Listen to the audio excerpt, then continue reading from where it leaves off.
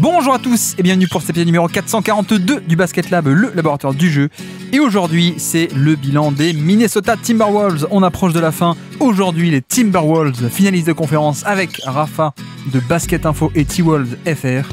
Et puis, comme d'habitude, pour soutenir le podcast, iTunes, Spotify, YouTube, petit like ou petites étoiles.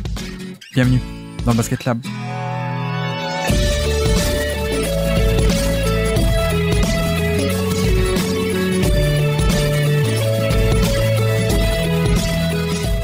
Et donc on se retrouve aujourd'hui pour un nouveau bilan 2025, cette fois-ci les Minnesota Timberwolves. Et pour ceci, on reçoit quelqu'un qui, je vous avoue que je suis content pour lui, parce qu'après avoir des années à galérer, à être fan de cette franchise, il vient de connaître un back-to-back de finale de conférence. C'est notre fan des Wolves préféré. C'est Rafa, comment ça va Rafa ?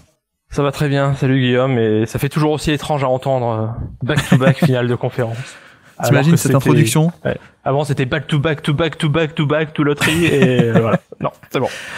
Au début du Basket Lab, tu pensais qu'un jour je pourrais t'introduire comme ça, back-to-back finale de conférence, à une époque où on disait est-ce qu'Anthony Edwards, finalement, bon, ça va mettre du temps et tout. Est-ce que j'arrête Culver un jour ? Ouais, c'est vrai. Bon, je crois que, d'ailleurs, on en a parlé un peu ensemble de Edwards cette année, on va en parler aujourd'hui. On avait fait la draft, donc oui, pardon, je parle de ça parce que ton actu, c'est le Basket Lab, en fait, désormais d'être invité régulier du Basket Lab, pour mon plus grand plaisir. Ancien de T-Wolves FR aussi, même si le compte Twitter est un peu endormi désormais, parce que tu n'es plus étudiant, c'est ça, hein, et donc on n'a plus autant de temps libre qu'avant, je pense qu'on peut le dire, mais tu arrives quand même à suivre ça d'un peu loin, même si tu n'es pas sur les live tweets, on va dire. Ouais, absolument. Le compte est endormi pour une durée, je pense, assez prolongée. Peut-être pour 100 ans. Un prince vienne réveiller ce compte, on ne sait pas. Je promets que Basket Info aussi. Je promets que je ferai un tweet si les Wolves sont champions. Ah oui, quand même, il nous faut. Basket Info aussi. Bon, pas d'actu non plus, hein, puisque Basket Info aussi s'est arrêté il y a quelques temps. C'est un peu notre lot à tous, pour le coup. Voilà, bref, Rafa, que vous connaissez, qu'est-ce que tu as fait récemment ? C'est le top 25 qu'on a fait ensemble. Enfin, même pas un top 25, on a fait une draft des joueurs de moins de 25 ans, que j'ai republié début de l'été, là, si ça vous intéresse de réécouter ça, évidemment. Bref, donc Rafa, invité régulier du Basket Lab, vous le connaissez très bien. Et donc aujourd'hui, bilan des Wolves, donc nos bilans 2025, bilan équipe par équipe, le format des 10 stats de la saison pour ce faire, donc des stats intéressantes ou des stats qui en soi qui sont servir de prétexte, j'arrive plus à parler dès le début, on dirait Rudy Gobert qui fait un Eurostep, des stats qui peuvent nous servir de prétexte pour parler de un peu tout et de rien sur l'équipe en question. Donc le format, tu le connais bien, je peux te lancer. Quelle est ta première stat du jour à nous présenter pour ces Wolves 2025 ? Alors, ma première stat, ça sera... alors, j'ai un peu hésité, mais ça sera 111.6, qui est le defensive rating des Wolves cette année. Alors, en soi, comme ça, hors contexte, ça ne veut pas dire grand-chose, mais pourquoi j'ai choisi cette stat ? Parce que l'année dernière, c'était 108.9, et c'était la meilleure défense de la NBA, d'assez loin. Bon, je n'ai pas regardé quel était l'écart, mais c'était ça à peu près. Et donc ça veut dire qu'il y a eu une baisse quand même assez sensible, hein, presque de 3 points par 100 possessions. Ça aurait pu être très embêtant, puisque l'an dernier la force de l'équipe était vraiment cette défense-là. Alors 111.6, ça reste une bonne défense, hein, c'est la 6e meilleure défense de NBA, donc c'est quand même très costaud.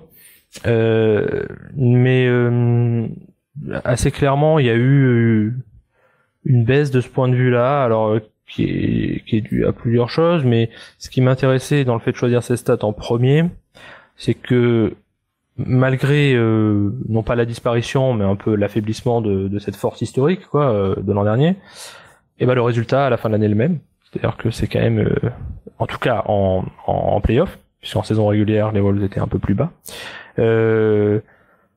Et donc j'y vois aussi le signe alors à la fois d'un petit déclin sans doute dû à Gobert, mais aussi le signe d'une équipe qui s'est un peu qui a trouvé une sorte de nouvelle polyvalence et qui a su se reposer un peu moins sur cette force unique qui était la défense et découvrir d'autres moyens de briller sans se reposer uniquement sur cette force défensive.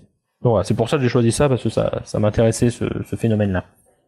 Bah, c'est vrai que l'an passé, c'était plus le côté, on va dire, un peu caricatural quoi, de l'équipe défensive, c'est-à-dire 16e attaque, à peine dans la moyenne, et première défense. Et cette année, comme tu dis, un peu plus équilibré. La défense va un peu glisser, entre guillemets glisser, 6e et 8e attaque. On va en parler, mais c'est vrai que défensivement, j'ai voulu un peu creuser où est-ce que la valeur fuitait un peu, entre guillemets. C'est pas un déclin qui est gros, mais c'est tout de même assez notable. Bon, déjà, il faut dire qu'il y a le trade de Kat contre Randle. Cela dit, ça paraît pas évident, de dire ça d'entrée de jeu, puisque c'est pas comme si Kat était non plus un défenseur all defense. On n'est plus en 2015, Rafa, donc on n'a plus ces rêves-là de Kat all defense.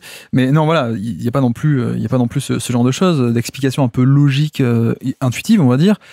Moi, j'avais un chiffre qui était 17, c'était le nombre de rebonds offensifs concédés sur demi-terrain. À partir des positions de demi-terrain, ils étaient 17e de NBA sur concédés du rebond offensif, alors que l'an passé, ils étaient quand même meilleurs, pour le coup. Tu vois, ils étaient 11e. Donc là, déjà, tu commences un peu à lâcher quelques billes, on va dire, des possessions supplémentaires à l'adversaire sur leur rebond offensif et ton rebond défensif de ton côté. La fréquence au panier, également, de 9e l'an passé à 16e, donc top 10 en termes de nombre de tirs autorisés sous le cercle à peine 16e. Et c'est vrai que cette question du volume est assez importante, puisque en termes d'efficacité, c'est pareil. Minnesota est toujours élite pour défendre les tirs qui sont tentés au panier, mais le fait d'en autoriser plus, forcément, t'as un peu ce côté, voilà, c'est le tir le plus rentable du basket. Donc forcément, si l'adversaire en moyenne en prenait plus, le defensive rating va glisser un tout petit peu. Et c'est vrai que, pour le coup, en grattant un peu, tu vas voir ces deux domaines-là, le cas de Julius Randle, par rapport à ça, ok, Kat n'était pas forcément un top défenseur. Julius Randle est-il un top défenseur ou au contraire un mauvais défenseur qui arrive? Au niveau des on-off sur ces deux catégories, donc du rebond offensif, rebond défensif et du panier, effectivement ces on-off sont pas top, et quand il est sur le terrain, ses stats ont tendance à un peu augmenter. Donc on pourrait dire un peu lien logique de ce point de vue-là, peut-être, sauf que bon, déjà on faut faire un peu attention avec les on-off pour le coup, mais surtout c'est pas que, je trouve qu'il y a aussi un élément. C'est même pas que son propre niveau de jeu, Randle, même presque pas du tout. C'est surtout collectivement le fait qu'avec Randle, tu as pu pratiquer des schémas défensifs qui étaient très différents, notamment du switch all. On l'a bien vu en playoff d'ailleurs, la série au premier tour contre les Lakers, beaucoup. Mais clairement, il y a eu un élément de switch all en cette année que tu n'avais pas avec Towns, en fait. Que Towns était un peu obligé de protéger sur les écrans, sur les pick and roll, en le faisant monter 2 contre 1 pour que le ballon aille ailleurs que face à lui. Randle, c'était pas trop le cas. Et en fait, le pivot backup, c'était Naz Reid, évidemment. Et quand Naz Reid rentrait sur le terrain et qu'on n'avait pas Gobert, on était en switch all tout le long de l'année, pas qu'en playoff. Donc, je sais pas si tu étais d'accord ou pas, mais pour moi, il y a aussi un aspect dans les stats où c'est plus aussi évident qu'auparavant, parce qu'on mélange un peu plusieurs styles de jeu. Et tu vois, notamment le switch all, c'est typiquement un schéma qui, on parle de tir au panier. Le switch all, c'est pas un schéma dans lequel tu vas autoriser très peu de tirs au panier. C'est pas comme ça c'est pas la conséquence de ça, quoi. Ça peut avoir des conséquences des conséquences positives tu t'empêches les décalages, tu ralentis un peu le jeu, donc moins de passes décisives, etc. Mais voilà, typiquement des schémas de switch, c'est pas là que tu vas briller au panier. Donc, tu vois, je pense que quand on mélange un peu tout ce style de jeu, le drop de Gobert sur une majorité de temps, mais qui lui-même pouvait un peu switcher, plus le switch all aussi sur, on va dire, 30% des minutes quand Gobert n'était pas là. Pour moi, c'est un peu ça, c'est plutôt l'évolution schématique qui fait que tu vas autoriser un peu plus de rebonds, parce que quand tu fais un switch, les intérieurs sont pas proches du panier, et que tu vas aussi autoriser un peu plus de tirs au panier, parce que switch all veut dire aussi mismatch parfois, et voilà, et pas drop, bien en contrôle de la raquette. Donc je sais pas ce que t'en penses par rapport à la saison défensive notamment d'un Randle, mais je dirais qu'il y a aussi un peu, même plutôt, ce mélange de schématique qui vient un peu altérer, entre guillemets, les stats. Ouais, carrément. Et je pense qu'aussi, tout bêtement, c'est de le dire, il y a le temps d'adaptation qui fait que le début de saison a été un peu compliqué de ce point de vue-là, parce que Randle jouait dans un système qui était un peu... Enfin, déjà, il n'avait pas beaucoup joué l'an dernier. Le système défensif de Finch est assez différent de celui de Thibodeau.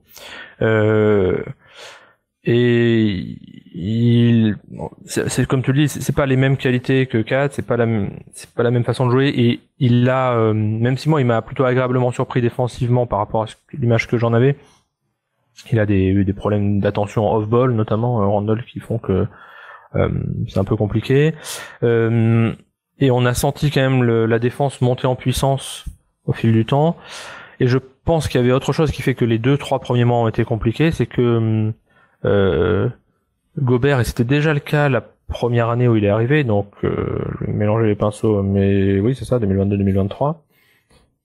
Il avait aussi, en 2022 comme en 2024, joué avec l'équipe de France pendant l'été. Et à chaque fois, moi, j'ai senti en début de saison que ça jouait, et ça, c'est pas un jugement, quand je le dis, c'est pas pour dire qu'il aurait pas dû aller en équipe de France, c'est pas ça, mais ça jouait sur sa fraîcheur physique. Ouais. Et tu parlais du rebond tout à l'heure. Je trouve, alors c'est assez empirique comme observation, c'est pas, je suis pas allé voir les stats, mais que la forme de Gobert se sent beaucoup dans sa capacité à aller au rebond. Curieusement, alors je sais pas, peut-être un effet d'explosivité, je sais pas. Mais cette année, ça a été un peu par en dents de scie, quoi, jusqu'à ce qu'il retrouve vraiment un impact dans les 2-3 derniers mois de la saison et que Randle soit intégré aussi. Donc je pense que c'est ce que tu pointais du doigt, plus cet effet d'habitude.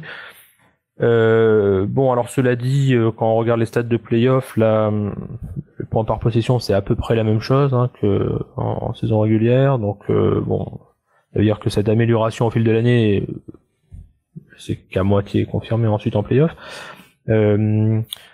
Mais ouais, je pense qu'il y a de ça, et je pense aussi qu'un autre facteur dont on n'a pas parlé dans la baisse de la défense, c'est que plus, il me semble, que l'an dernier, l'attaque des Wolves a perdu pas mal de ballons. C'est une attaque qui perd beaucoup de ballons. Et ça ouvre évidemment une fragilité supplémentaire en défense, évidemment, puisque même si c'est pas une mauvaise défense en transition, ça offre des possessions à l'adversaire, quoi. Donc ça pour le coup, c'est dû, il me semble, au fait que Mike Conley n'a pas été toujours en grande forme cette année. Et dès qu'il est pas là, on sent que l'attaque parfois a tendance à être un peu chaotique, et qui dit attaque chaotique dit défense moins placée, et donc forcément efficacité défensive inférieure, quoi. Mais c'est ce que je veux dire aussi, c'est que tu vois par exemple un mec comme Bam Adebayo ou un mec comme Draymond Green, si pour voir à quel point ils sont géniaux, tu vas regarder la fréquence de tir au panier qu'ils autorisent ou la protection de panier, à mon avis tu fais un peu erreur, quoi. C'est autant pour un Gobert ou un mec un peu pivot traditionnel, drop, protection de panier, là où tu peux un peu voir la valeur et le comparer à ses pairs, c'est un critère très simple du panier, effectivement. Si tu fais pour un schéma en switch ou pour un défenseur de switch all de type Bam Adebayo, à mon avis, tu vas trouver des chiffres un peu assez banals finalement, et tu vas dire, ah mince, en fait il est nul. Mais non, en fait c'est juste pas le critère à voir. Donc je pense qu'il y a un peu un mélange de ça aussi, de ce côté switch all qui éloigne les bigs du panier. Et d'ailleurs, tu vois, la défense des Wolves a encaissé 45% d'efficacité sur les longs tirs à 2 points. C'est une des pires de NBA, 28e sur 30. Donc en gros, les adversaires shootaient très très bien sur les longs tirs à 2 points. Et je le dis aussi parce que non seulement c'est un peu l'effet switch parfois d'attirer des mecs sur des pull-ups. Ok, bon, les mecs mettent ces pull-ups, mais c'est aussi marrant de rappeler, en tout cas de montrer que bah oui, tu peux être une défense d'élite, même si tu te prends beaucoup de tirs, les longs tirs à mi-distance, parce que c'est les tirs les moins rentables, quoi. Donc voilà, pour le petit fun fact, pour le coup. Mais après, on parle de ça juste pour un peu le plaisir de la théorie, des stats, etc. Mais en vrai, le niveau défensif est quand même pas à pas chuter de tant que ça, quoi. Pour le coup, c'est même assez un détail, je trouve. Mais alors, si tu me permets, je peux enchaîner moi de l'autre côté. Je vais dire 116,8. Et c'est l'offensive rating. Et c'est vrai qu'on a déjà un peu commencé à en parler. Finalement, c'est aussi également là qui est un peu la surprise de cette année, parce que la défense a un peu glissé, mais pas des tonnes, de 1er à 6e, et surtout l'attaque, donc l'offensive rating, 8e meilleur de NBA. 8e meilleur de NBA. Et ce qui fait que, tu vois, au final, on a une équipe qui est encore 5e meilleur net rating de toute la NBA, 5e meilleur différentiel attaque-défense de NBA, plus 5,5 par 100 possessions de différence attaque-défense, par 100 possessions, les ratings. Bon, ça reste quand même très très bon, hein. C'est un score de finaliste de conférence, même si, tu vois, l'an dernier, vous étiez plutôt à plus 7,1, qui est quand même un score calibre très très haut pour le coup. Plus 7, plus 5, c'est un peu plus normal, on va dire. Mais c'est quand même calibre très très bonne équipe pour le coup. Mais on a moins ce côté polarisé. Mais alors, ce qui est intéressant, c'est pourquoi est-ce que l'attaque s'est aussi améliorée. Effectivement, le rebond offensif est un peu plus par rapport à Randle, évidemment. Je pense, donc de 21e à 14e, donc tu as commencé un peu à gratter des points sur ces rebonds. Les turnovers, on a un peu moins que l'an passé, de 23e de NBA à 18e, donc c'est pas mal. Relative à la concurrence, tu perds moins de ballons, donc c'est forcément mieux. Et puis surtout l'adresse au tir, pour citer les four factors. Donc le 4e, c'est le lancer franc, mais ça bouge pas. De 8e l'an passé à 8e cette année. Et donc le 4e, c'est l'adresse au tir, l'adresse générale, et notamment au niveau des 3 points. C'est-à-dire que en termes de fréquence à 3 points, je parle pas d'efficacité, mais de nombre de 3 points. L'an passé, à peine 35% des tirs des Wolves étaient à 3 points. C'est monté à 42 cette saison. Et là où c'est marrant, c'est que ça peut paraître totalement contre-intuitif, vu que tu as perdu 4. Tu viens de perdre Karl Anthony Towns, qui est peut-être un des meilleurs pivots shooters de NBA, voire même un des meilleurs shooters de NBA tout court. Et pourtant, ta fréquence de 3 points augmente. Je sais pas si tu as une explication à ça. Moi, j'avoue qu'en match, j'avais un peu ce constat à chaque fois que je faisais de... En fait, c'est un peu parfois des 3 points un peu par dépit, par moment, dans le sens où, vu qu'il n'y a plus Towns, t'as plus autant de spacing. Et donc, en fait, quand Anthony Edwards ou quand d'autres mecs voulaient faire des drives, la raquette était bouchée. Donc, forcément, la bonne action à faire quand il y a 3 mecs dans la raquette, c'est quoi? C'est de ressortir et de prendre des 3 points. Je caricature beaucoup, mais il me semble qu'il y a quand même un peu un truc comme ça, comparé à l'an dernier, où finalement, la fréquence à 3 points de l'équipe était assez moyenne basse, quoi. Plutôt que là où elle est 6e meilleure de NBA. Mais aussi parce que voilà, Edwards, sa création offensive, on va en parler, mais il devient de mieux en mieux sur des driving kicks, etc. Et forcément, quand la raquette est bouchée, tu ressors. Donc, je pense que je sais pas si c'était voulu ou pas. Alors, si c'était voulu, tant mieux. Si c'est une conséquence, tant mieux aussi. Hein, tu le prends, quoi. Mais en plus, ils ont bien shooté à 3 points. Donc ça, c'est aussi un bon truc.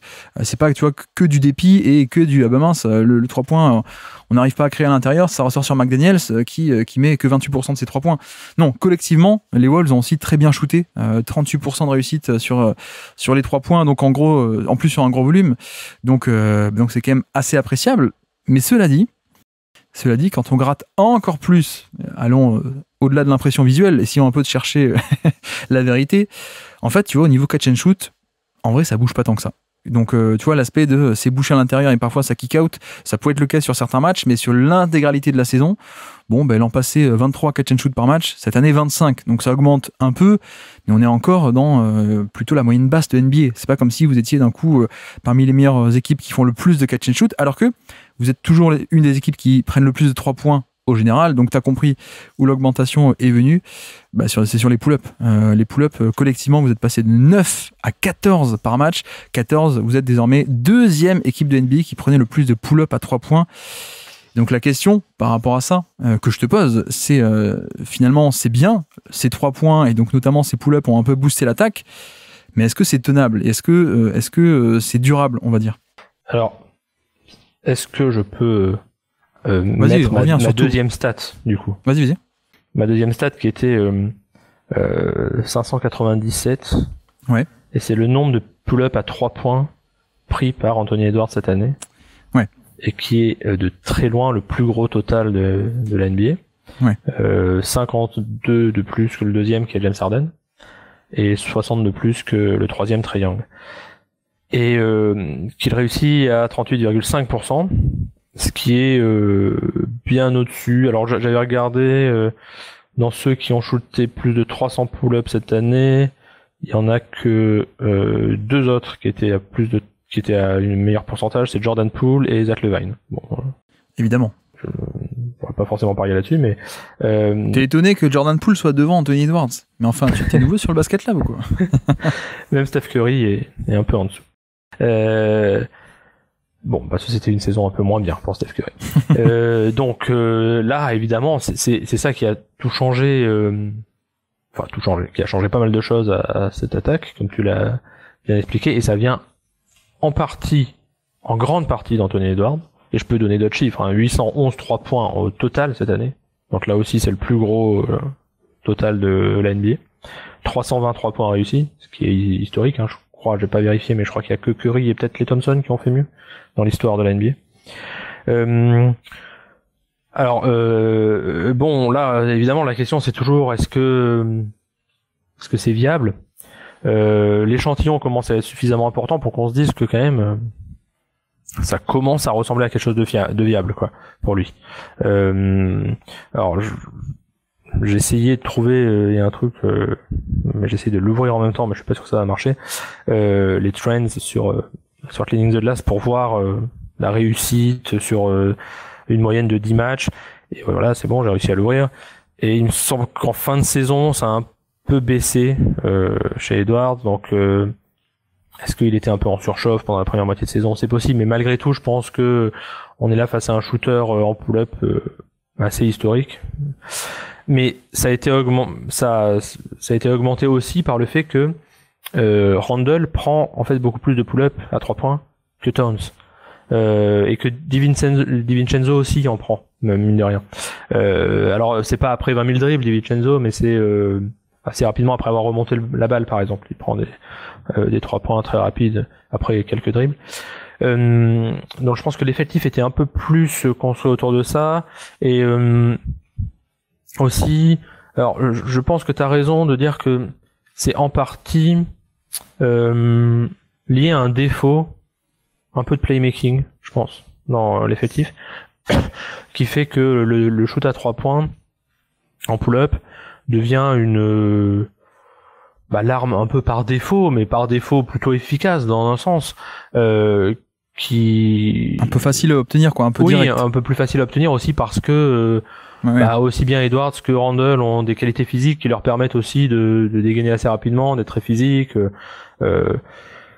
Donc je pense que ça fait partie de ça, et d'ailleurs on a vu que dans la série contre OKC ça devenait beaucoup plus difficile offensivement, justement parce que OKC a tellement de défenseurs ultra agressifs sur le porteur de balle et qui ont une qualité de main vraiment exceptionnelle, notamment Caruso, qui font qu'ils empêchent les pull-ups à 3 points, et qui au contraire la défense d'OKC cherche à donner les 3 points ouverts aux role players qui sont moins dangereux, que là ça devenait beaucoup plus difficile, à la fois pour Edwards qui a eu un peu de mal, et surtout pour Randle qui en a eu encore plus, parce que lui il a cette habitude là, et tous les deux sont des playmakers corrects, mais c'est pas non plus d'élite.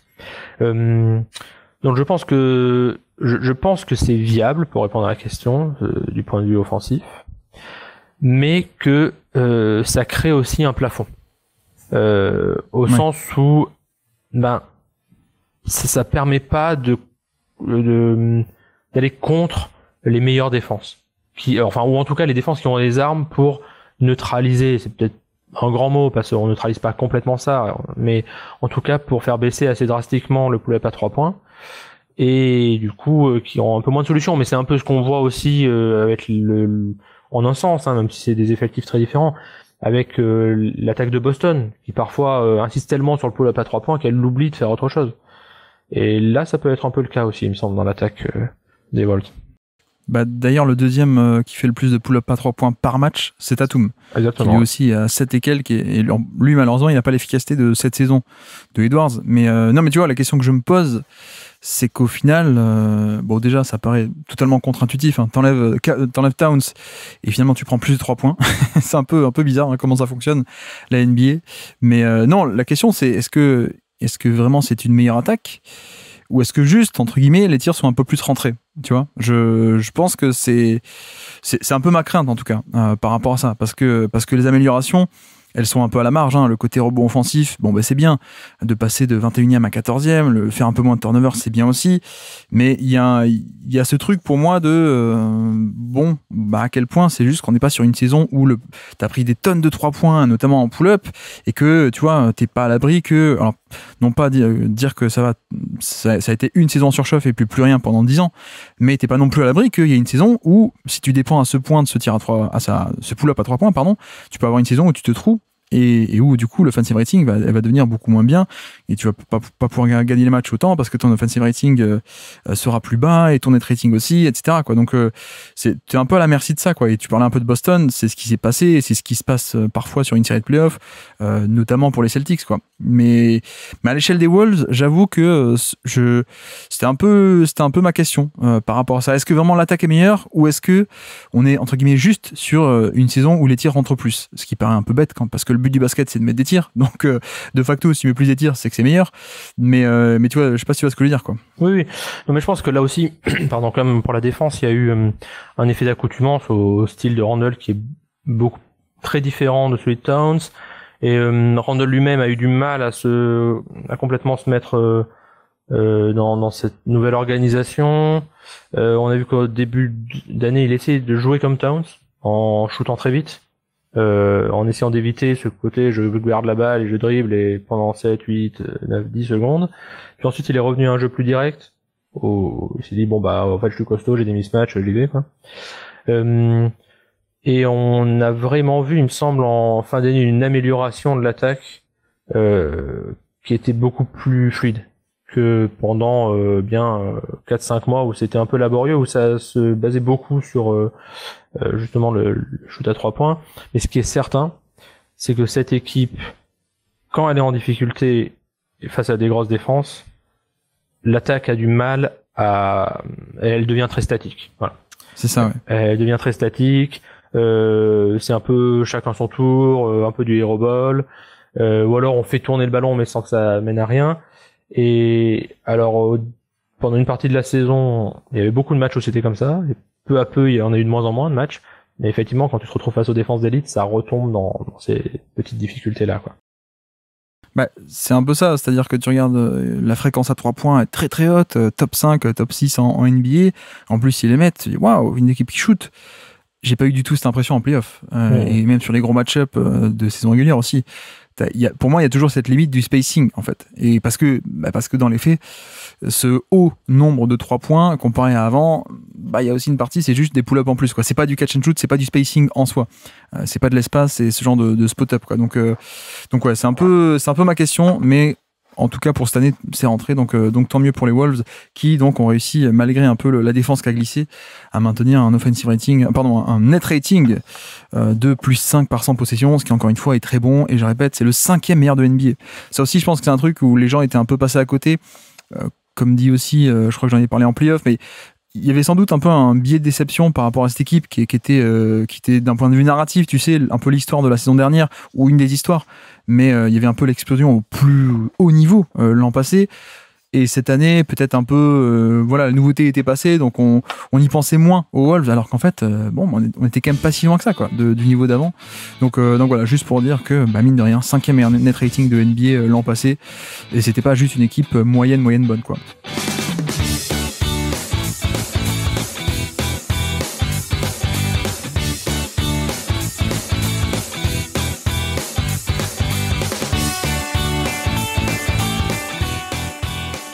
Et donc je peux te lancer, quelle est ta deuxième stat du jour à nous présenter pour ces Wolves 2025? Alors ma stat suivante, c'était 38%. Ouais. Et c'est l'adresse à 2 points de Mike Conley. Ah. Et que je peux doubler d'une autre stat qui est 54% d'adresse au cercle, ce qui peut paraître beaucoup mais qui est très faible, hein, c'est le 17e percentile. Ouais.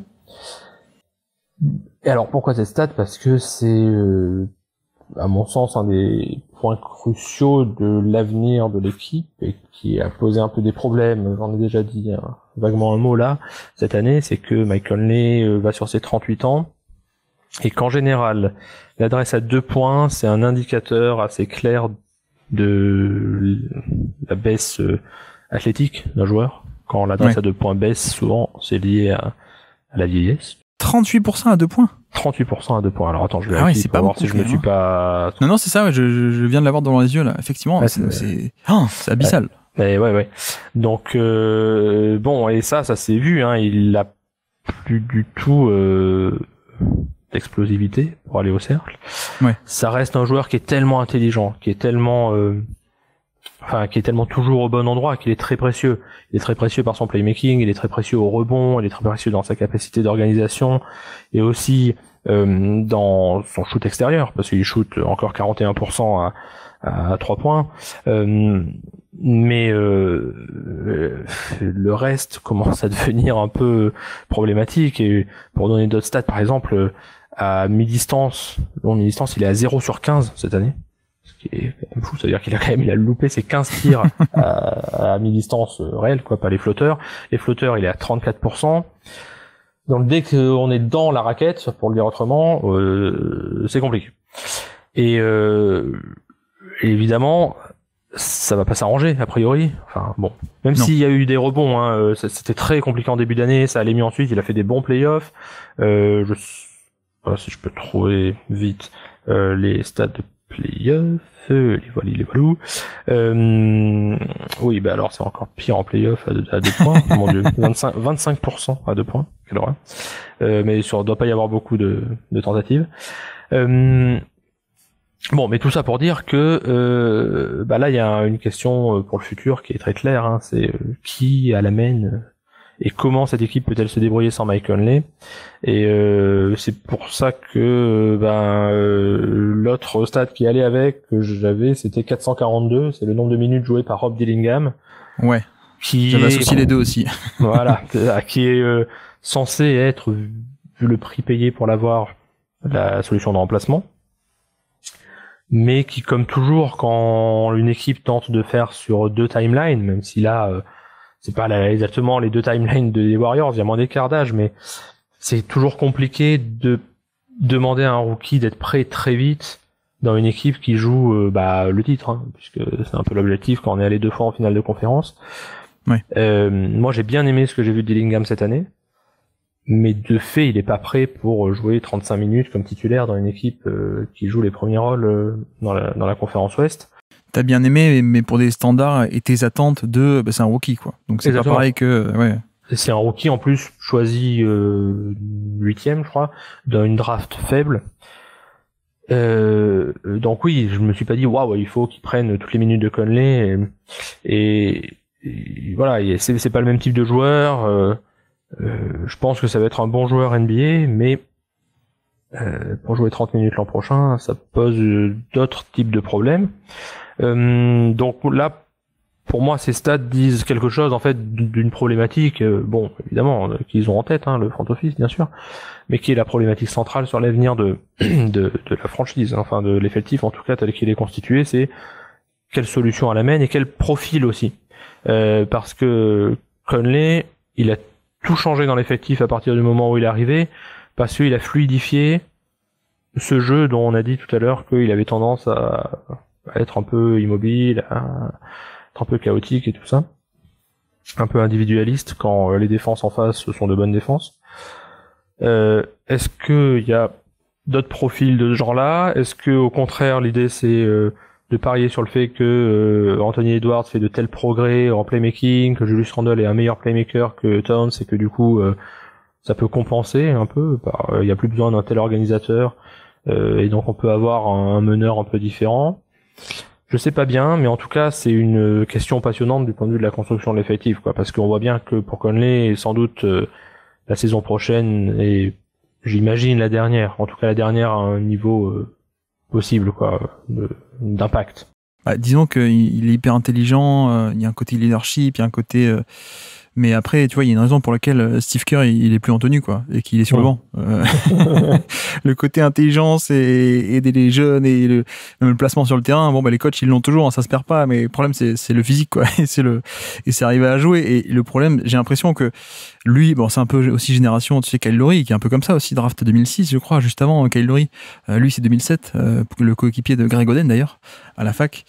Voilà, on arrive au bout et clairement les mecs sont dans l'effectif pour jouer quelques minutes par-ci par-là, mais l'impact est un peu moindre. Et encore, tu vois, Kyle Lowry, ça fait quand même un peu de 2 ans que c'est fini.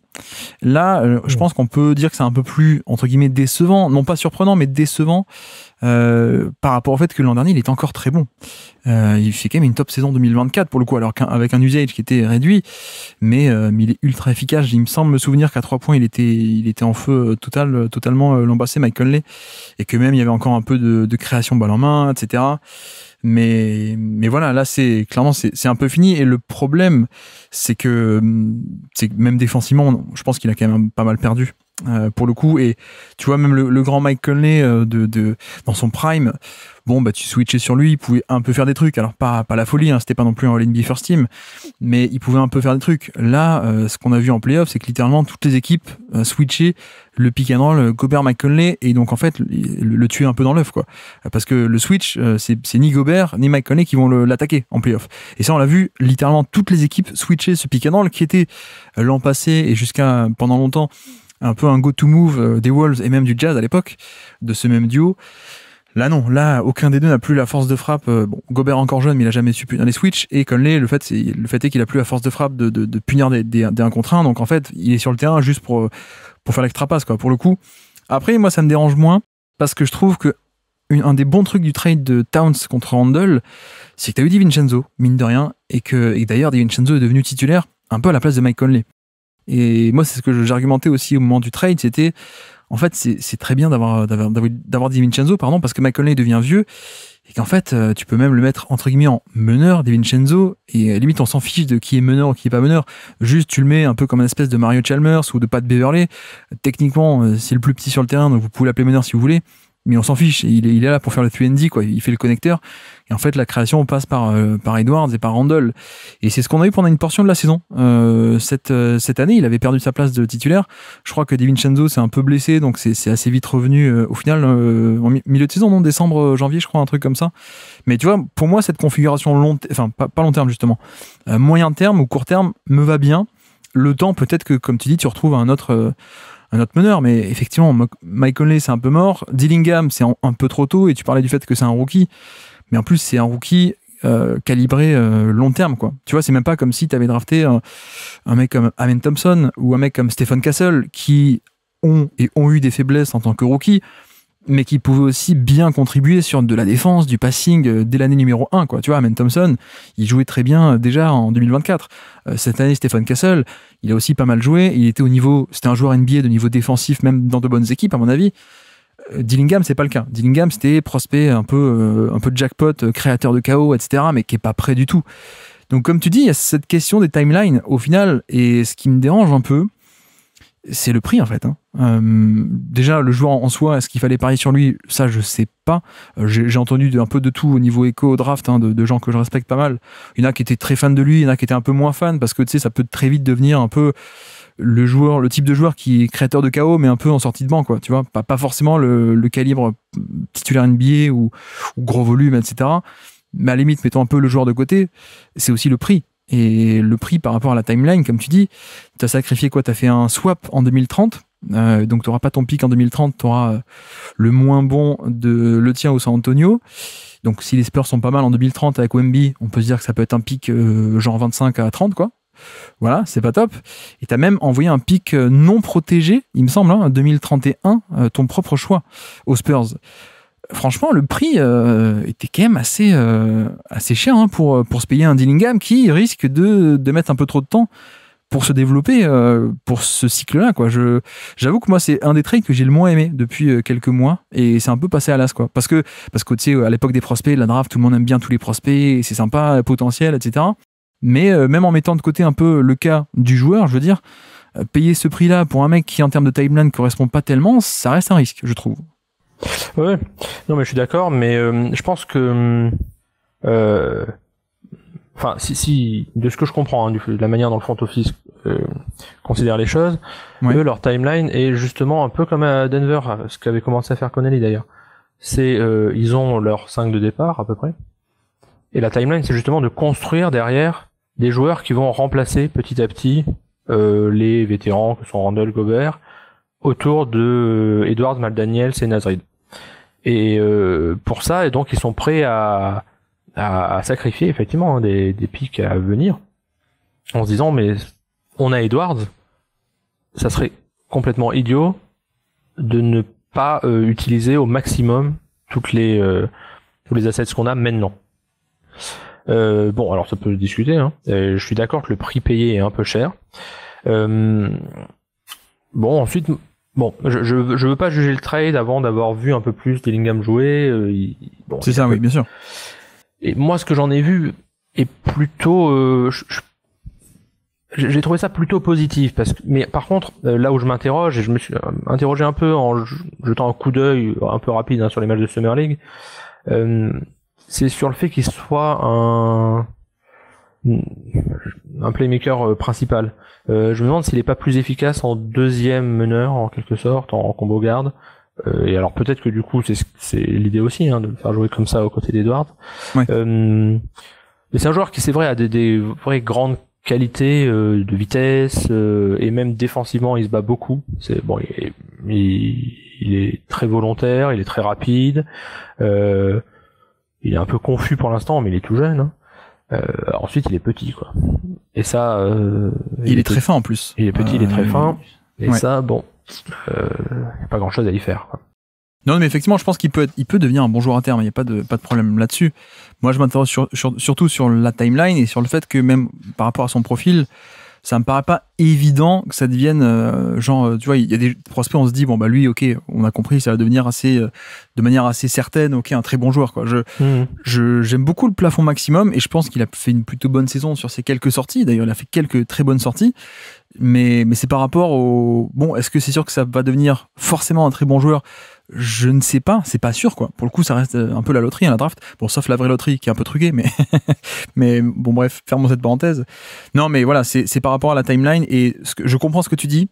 Le côté, pas Mike Conley, pardon, Tim Conley, donc le GM ou président de Minnesota, je sais pas exactement le nom, mais qui finalement dépense les assets pour construire petit à petit et renouveler. J'entends cette stratégie. Je suis juste pas d'accord. Je suis juste pas d'accord parce que on voit que tu fais 2 finales de conférence back-to-back. Alors une parce que aussi les Warriors sont blessés, donc peut-être ça aurait été plus difficile. Et une autre où tu passes au match 7, mais t'es quand même passé et t'étais quand même une équipe d'élite l'an dernier. Mais ça me dérange un peu de dire ouais non mais on joue long terme et on dépense les atouts pour notre équipe de grosso modo de 2028 et 2029 et 2030 et pas pour celle de 25-26, quoi. Tu vois, ça me dérange un peu parce que pour moi, quand t'as une vraie chance de titre, il faut y aller à fond, quoi. Et finalement, si tu veux jouer sur 2 tableaux, tu joues jamais à fond sur 2 tableaux. Et c'est ce qui me dérange, quoi. Je pense pas que tu puisses gagner un titre en te disant non, mais n'y allons pas à fond cette année. On peut quand même gagner un titre comme ça. Et puis, en même temps, on met surtout des sous de côté pour plus tard, quoi. Si on doit caricaturer, je suis pas d'accord avec ça. Je peux comprendre, mais je suis pas trop d'accord. Et c'est vrai qu'à Denver, oui, à Denver, ça, en un sens, ça a marché à la fin. Mais tu vois, t'as aussi pas mal d'équipes où, il y a eu des blessures. Mais oui, l'effectif a bien changé, de Paul Millsap, Jeremy Grant, Torrey Craig, Gary Harris, au cycle qui est champion avec plutôt Christian Brown, KCP, Bruce Brown, des mecs comme ça, Michael Porter Jr., ok. Mais bon, c'est un peu dommage parce que je pense que les Wolves sont pas si loin que ça. Donc tu vois, par exemple, les picks protégés 2031, si tu l'avais échangé pour avoir un top 3&D en plus cette saison ou l'an dernier, j'aurais été content. Parier sur le futur alors que tu as une vraie chance sur le court terme, ça me dérange toujours un peu. Après, c'est une vraie décision et je suis pas GM, mais c'est frustrant. Je comprends tout à fait et je partage en partie ton avis. Pour me faire l'avocat du diable, si je veux dire. Il y a aussi la contrainte du salary cap qui fait que tu peux, si trader et échanger ton pick 2031 par exemple contre un vétéran, genre ce qu'avait fait Denver avec Aaron Gordon, ouais. Et c'est beaucoup moins facile de le faire rentrer dans ton cap sans sacrifier tes titulaires actuels, alors que le faire avec des rookies, ça rentre.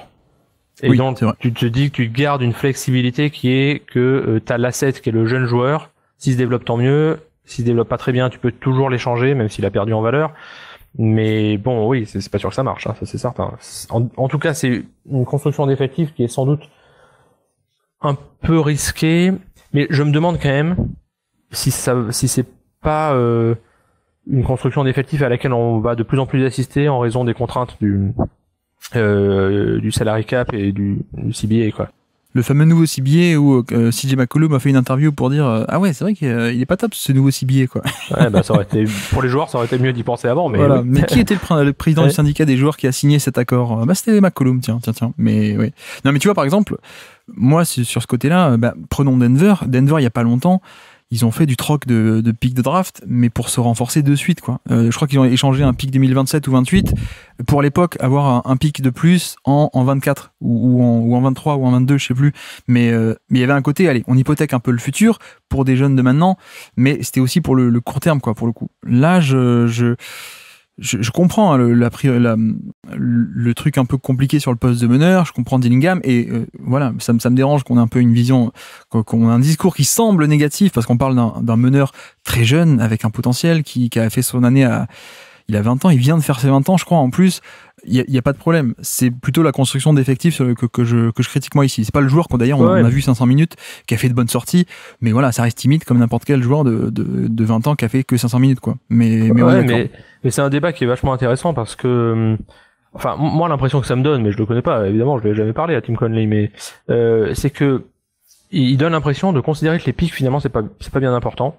Tant que t'as deux joueurs comme Edwards et Daniels qui t'assurent de toute façon que tu vas être que tu seras jamais à 15 victoires par an et que les picks tu peux en récupérer. Pour l'instant, il a raison au sens où il y a eu plein d'échanges, enfin il y a eu l'échange de Gobert et cette année les Wolves avaient un meilleur pick que s'ils avaient gardé leur pick puisqu'ils avaient celui de Détroit et que finalement ils considèrent Connolly sans doute que entre un pick 15 et un pick 35, il n'y a pas une grande différence de valeur et que si tu as un bon département de scouting et tout, tu peux trouver et ensuite développer un joueur qui peut être un role player à peu près efficace. Alors contre-argument, pourquoi il l'a pas fait en 2024 ? Pourquoi s'il considère que la valeur des pics elle est assez plate entre pourquoi il a été obligé de trade up pour un numéro 8 et pourquoi il a pas développé son meneur avec un pic numéro 22 quoi, tu vois? Justement, j'imagine parce que il y met, enfin là je parle à sa place, j'en sais rien, mais que il considère que cette valeur est à peu près plate à part en dehors de la loterie quoi. Ouais, je comprends. Ouais. Mais ce qui est vrai en plus, ce qui est vrai. Oui. Et oui, historiquement c'est assez vrai en plus. Ouais. Bon, non mais évidemment, tu peux avoir cette philosophie-là et ce qui compte, c'est le résultat après. Et ça, l'autre difficulté de ce plan-là, c'est que t'as tes titulaires en place. T'as 6, 7, 8 joueurs qui prennent la plupart des minutes. Et au bout d'un moment aussi, comment tu fais jouer tes jeunes. Et bon, ça, c'est aussi une vraie question. Mais en tout cas, bon, il y a clairement une stratégie penser sur le long terme de ce point de vue-là. C'est-à-dire qu'on accumule aussi des jeunes et on voit lesquels se développent ou pas. Oui, effectivement. D'ailleurs, il y en a d'autres, des bons petits jeunes qu'on a entrevus par-ci par-là. Très bien pour ce volet construction d'équipe, mais qui est en effet un peu primordial dans cette équipe. Donc c'est bien qu'on en ait parlé un peu longtemps. Ma deuxième stat du jour, où est-ce que je vais aller ? Je vais aller peut-être un peu plus simple pour le coup. Finissons un peu avec le avant-après Towns. Moi, c'est 1,11. 1,11, c'est les points de Minnesota, les points par possession sur des rolls, R-O-L-L. Donc les rolls du pick and roll, sachant que la catégorie stat inclut des rolls quand tu roules au panier, mais aussi quand tu roules au pick and pop et que tu prends un tir en pick and pop. Voilà, donc tout type de tir après la pose d'écran. 1,11 points par possession, c'est autour de 58e centile, c'est moyenne NBA, on va dire, sachant que l'an passé, tu étais dans le 93e centile, donc je crois deuxième meilleure équipe de NBA, et tu es plutôt moyen cette année, donc 1,11 cette année, 1,27 points par possession l'an passé. Bon, bah là on voit clairement, je trouve, la différence entre un Julius Randle et un Towns, pour le coup. C'est-à-dire que Towns, pick and pop, assez clairement, en plus de haut niveau. Donc t'avais ce côté pick and roll fructueux pour le poseur d'écran, d'élite, comme dit, un 93e centile, donc quasiment l'équipe la plus efficace sur ses rolls. Et Randle, c'est pas trop ça le but. Randle, il y a aussi un truc où la méthode, c'est plutôt poste d'écran, essayer de forcer un switch, et ensuite l'attaquer au poste bas, ce switch. C'est pas non plus un mec qui va ni pick and pop de haut niveau, t'as pas trop envie, il est pas hyper laid sur le jump shot. C'est pas non plus un mec qui va aller plonger au panier sur la verticalité, des centimètres de l'explosivité non plus. Donc on a un peu perdu cet aspect-là du jeu et de l'attaque des Wolves pour le coup. De l'autre côté, tu vois, au niveau post-up, on est passé, on est à 3,7 par match, 5,4 l'an passé. C'est-à-dire que Towns était un peu plus post-up que Randle. Randle fait des post-up, mais il faut aussi de l'isolation, je veux dire. Il faut aussi isolation, c'est plutôt considéré 1 contre 1, mais un peu plus loin du jeu. Voilà, c'est la catégorisation d'NBA.com, c'est pas parfait, mais c'est comme ça. Et donc, en effet, à l'inverse, les Wolves ont plus d'isolation cette saison, 9, quasiment 9 cette année, alors que l'an passé, on était autour des 7.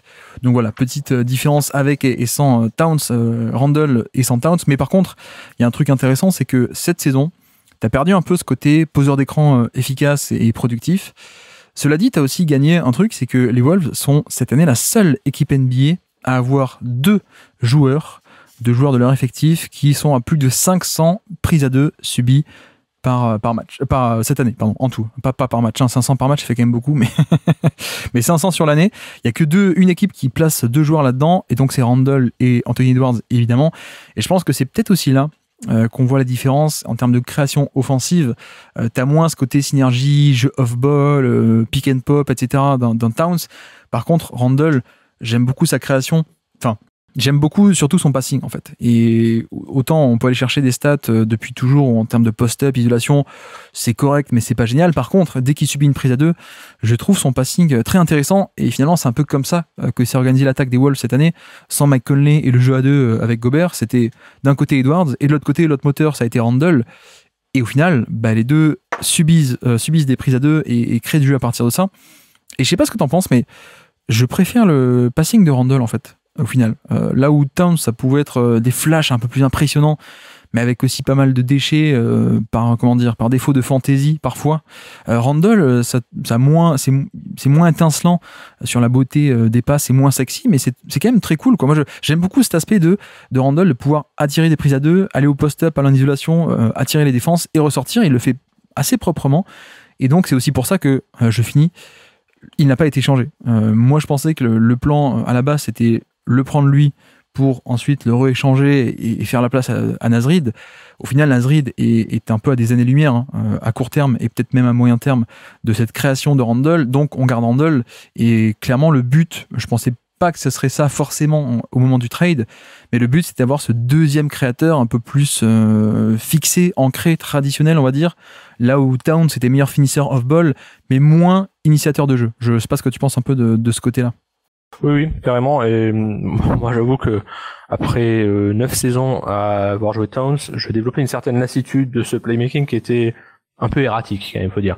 C'est-à-dire que il y avait des flashs, notamment sa fameuse passe par-dessus l'épaule, là, ou par-dessus la tête. Quand ça marche, c'est génial. On a l'impression de voir Jokic parfois.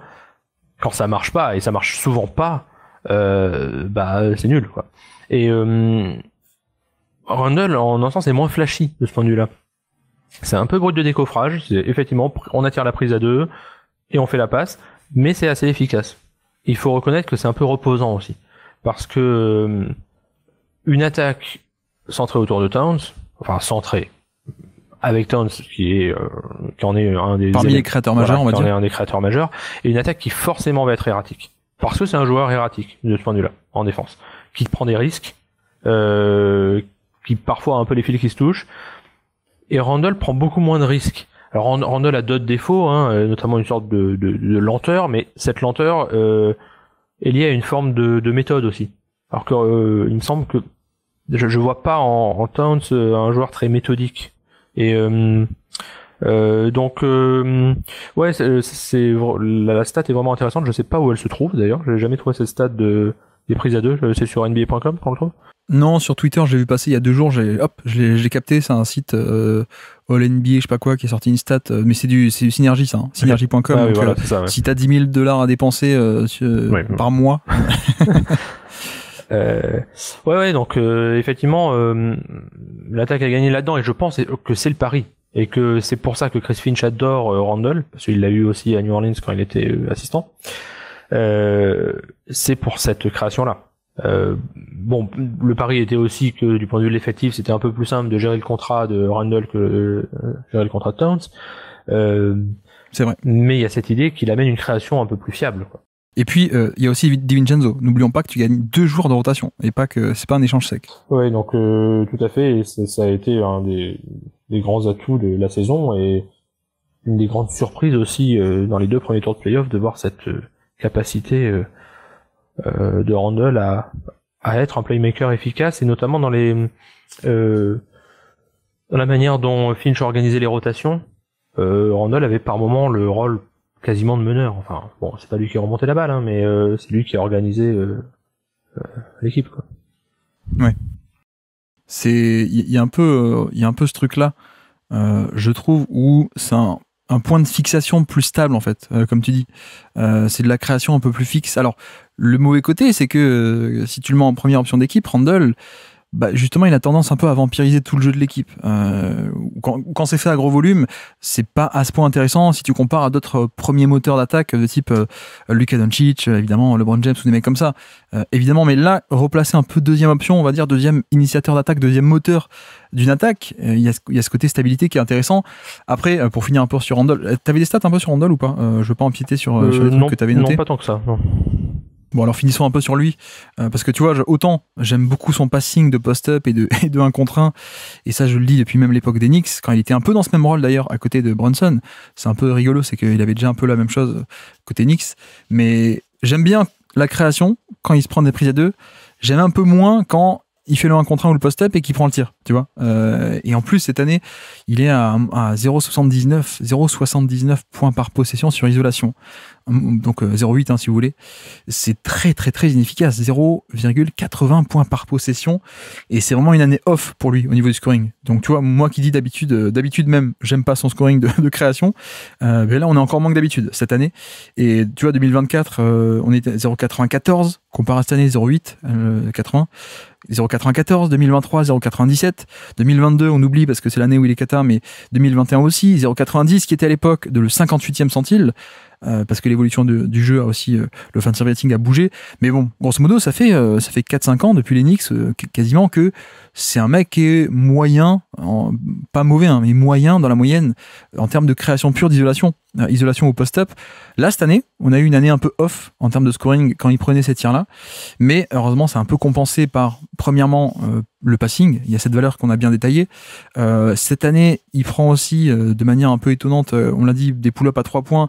Il les met pas trop, donc ça, c'est un peu dommage.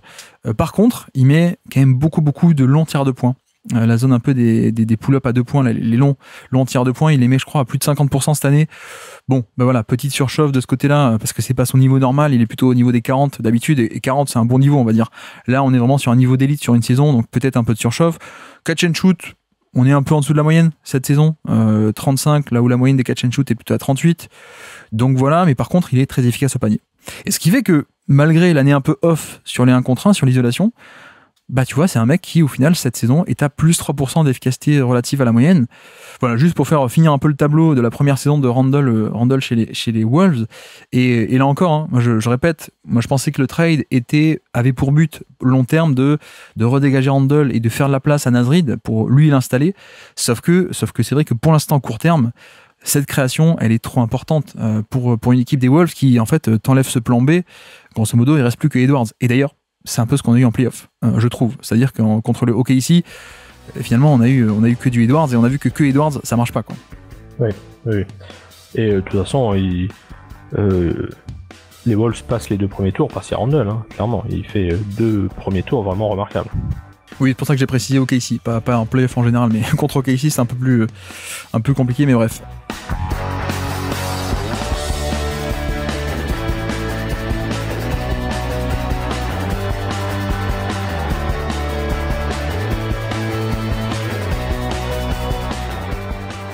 Quelle est ta 3e stat du jour à nous présenter pour ces Wolves 2025 ? Plus 2,7, c'est le nombre de rebonds en plus pris par Jaden McDaniels par 36 minutes. Donc, il était l'an dernier à 3,8 rebonds par 36 minutes. Et cette année à 6,5. Et ça s'est confirmé en playoff où il est passé de 4,1 à 6,1. Et là, c'est quelque chose qui a été très spectaculaire au cours de l'année. Il a très mal commencé de ce point de vue-là. Il s'est fait un peu souffler dans les bronches par Finch. Et à partir de janvier, je dirais, il s'est mis à vraiment se battre au rebond comme je l'avais jamais vu faire.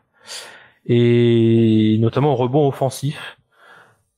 Et ça a pas mal changé à son jeu, parce que c'est un joueur qui reste offensivement relativement discret. Enfin, disons, c'est un role-player offensif. Mais à partir du moment où il s'est mis à un peu plus se battre au rebond, et il est quand même très grand, donc il a au moins de ce point de vue-là des capacités, ça a ajouté à son arsenal offensif, et ça lui a permis aussi d'être moins passif. Parce qu'il me semble que chez McDaniels, alors offensivement, il y a ce côté, je reste un peu dans le corner, je cut un peu, mais voilà, à part ça, je fais pas grand-chose.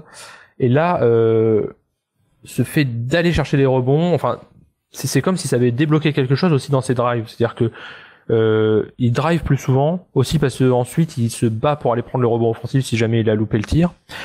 Et c'est quelque chose qui a pas été très remarqué dans les commentaires sur les Wolves, mais pour moi ça a été un des facteurs principaux du fait que les Wolves sont passés d'une équipe qui était franchement dans les 50 premiers matchs assez moyenne, qui devait être à 50% à peu près, à une équipe qui a fini la saison comme une des 3-4 meilleures équipes de la ligue, ce qui s'est confirmé après en playoff.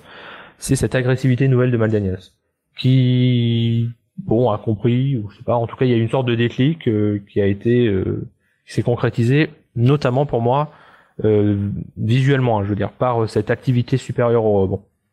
Le truc, c'est que je voulais te poser la question. Est-ce que tu es un peu déçu ou pas de l'évolution ou de la non-évolution offensive de McDaniels? Je dis ça parce que quand il explose un peu, il a quoi, là, 23 ans, je crois. Donc en 2023, il a 23 ans, il me semble, hein, un truc comme ça. Ouais. Et on se dit, ça commence un peu à évoluer. Est-ce que tu es déçu au final de ce qu'il est en tant qu'attaquant, vraiment? Un peu, au sens où quand tu as un très jeune joueur qui est très fort, tu t'attends à ce qu'il y ait une évolution linéaire dans tous les domaines du jeu et que c'est pas complètement le cas. Ensuite, j'ai toujours trouvé, dès son arrivée, qu'il était un peu limité techniquement dans son dribble, dans sa fluidité offensive. J'ai jamais trop cru que ça serait un jour un joueur qui serait à 20 points par match. Je me trompe, peut-être qu'il va le devenir, hein. C'est à 24 ans, on n'est pas encore fini comme joueur. Donc, de ce point de vue-là, pas tant déçu que ça, mais presque comme un exercice de pensée, j'aimerais le voir. Enfin, j'aimerais pas, hein. J'aimerais le voir dans une équipe où, je sais pas, Edwards est blessé pendant longtemps, ou Randall est blessé pendant longtemps.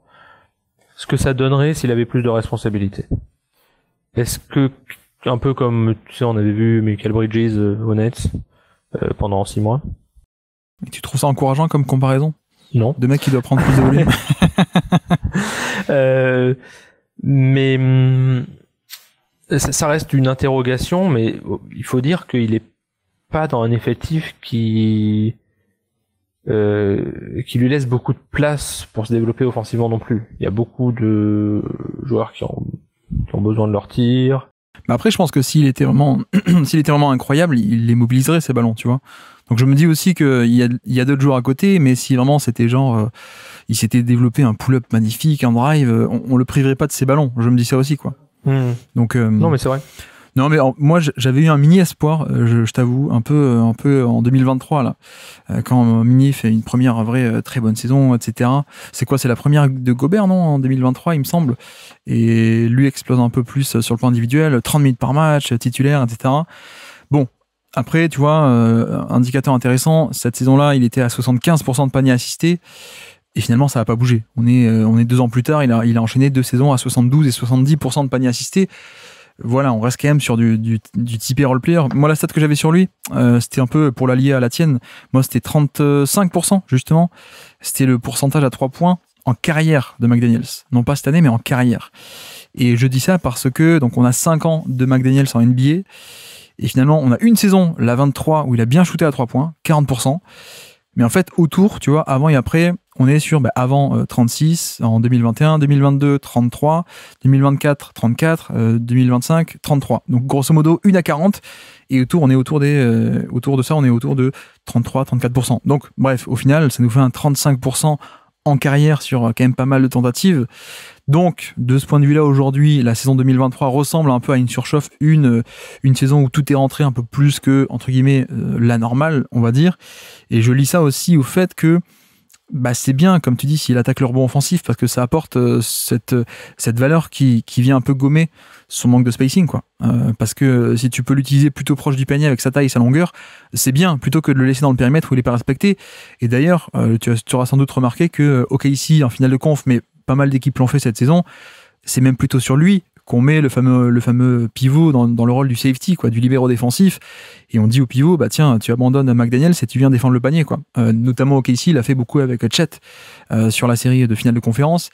Donc il y a peut-être limite un peu déception, même pas forcément du côté, il a pas développé un dribble ou un drive ou de la création pure, mais j'aimerais un peu plus de catch and shoot, au moins un peu plus de respectabilité à 3 points, et je pense que si on avait ça, ce serait encore plus génial qu'aujourd'hui. Ou alors, s'il pouvait jouer peut-être un peu plus sur, entre guillemets, poste 4 ou à l'intérieur, un peu comme un grand. Et là, on retombe sur ce que tu dis, le côté cut et le côté rebond offensif. Oui. Mais, tu vois, moi, je trouve que c'est pas trop mal. Enfin, j'aime bien l'idée que ce joueur-là ne s'enferme pas dans l'idée que il est un spot-up shooter et tout ce qu'il doit faire, c'est développer un tir à 3 points. Ça serait très bien, qu'il développe un meilleur tir à 3 points, mais je trouve que c'est aussi une manière d'enfermer un peu un joueur dans un développement qui peut ne pas arriver. Et pour avoir subi plusieurs années de Josh Okogie tentant de développer un tir à 3 points et ne le développant pas et n'ayant rien d'autre, Et ben je me dis c'est aussi un peu plus intelligent que McDaniel s'il développe aussi d'autres choses quoi, et que on se focalise pas juste là-dessus et que ça soit une arme parmi d'autres et qu'il puisse faire d'autres choses.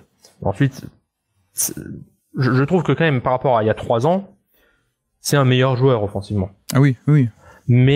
Mais c'est pas ultra spectaculaire quoi. C'est pas une progression qui fait de lui un MIP quoi. C'est une progression par petites touches, plutôt intelligente. Mais s'il y avait un vrai saut, bah ça changerait tout, oui, bien sûr. Est-ce que un des problèmes, entre guillemets problèmes, c'est pas le fait qu'il y a quand même beaucoup de vrais intérieurs à côté de lui, quoi, et que tu vois, il peut rarement jouer en tant que le big, le vrai faux big. Je dis même pas forcément poste 5, small ball, ultra small ball, mais ne serait-ce que poste 4, en fait, il le fait quasiment jamais, parce qu'il y a toujours au moins Gobert et Nasrid, Gobert et Randle, ou Randle et Nasrid, quoi. Ouais, et ça c'est quand il a commencé à jouer en NBA, donc sa saison rookie qui est la saison 2020-2021, il a commencé à jouer sous Brian Saunders, si je me trompe pas, c'est sa dernière saison. Et il y avait des blessures de je sais plus qui dans cet effectif qui était atroce. Il a commencé à jouer au poste 4 plutôt. Et moi, c'est là où j'ai été épaté, je me suis dit mais c'est qui ce joueur qui est si fort en couverture côté faible du panier? C'était impressionnant. Chris Finch est arrivé, l'a mis sur le banc, puis ensuite s'est rendu compte que c'était une connerie, donc l'a fait jouer. Mais de plus en plus, McDaniel c'est devenu le défenseur principal sur les porteurs de balles adverses.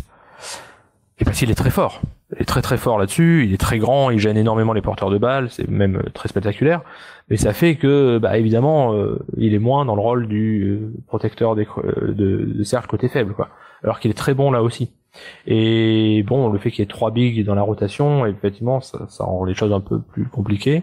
Mais peut-être qu'on le verra plus l'an prochain dans ce rôle, je sais pas. Mais vu qu'il n'y a pas de quatrième intérieur dans l'effectif, enfin à part Béranger, mais bon, peut-être qu'il jouera un peu plus dans ce rôle-là, je sais pas. Mais ouais, c'est une solution qui me paraîtrait intéressante aussi, même s'il est un peu léger, mais le fait est que Finch utilise très rarement le small ball.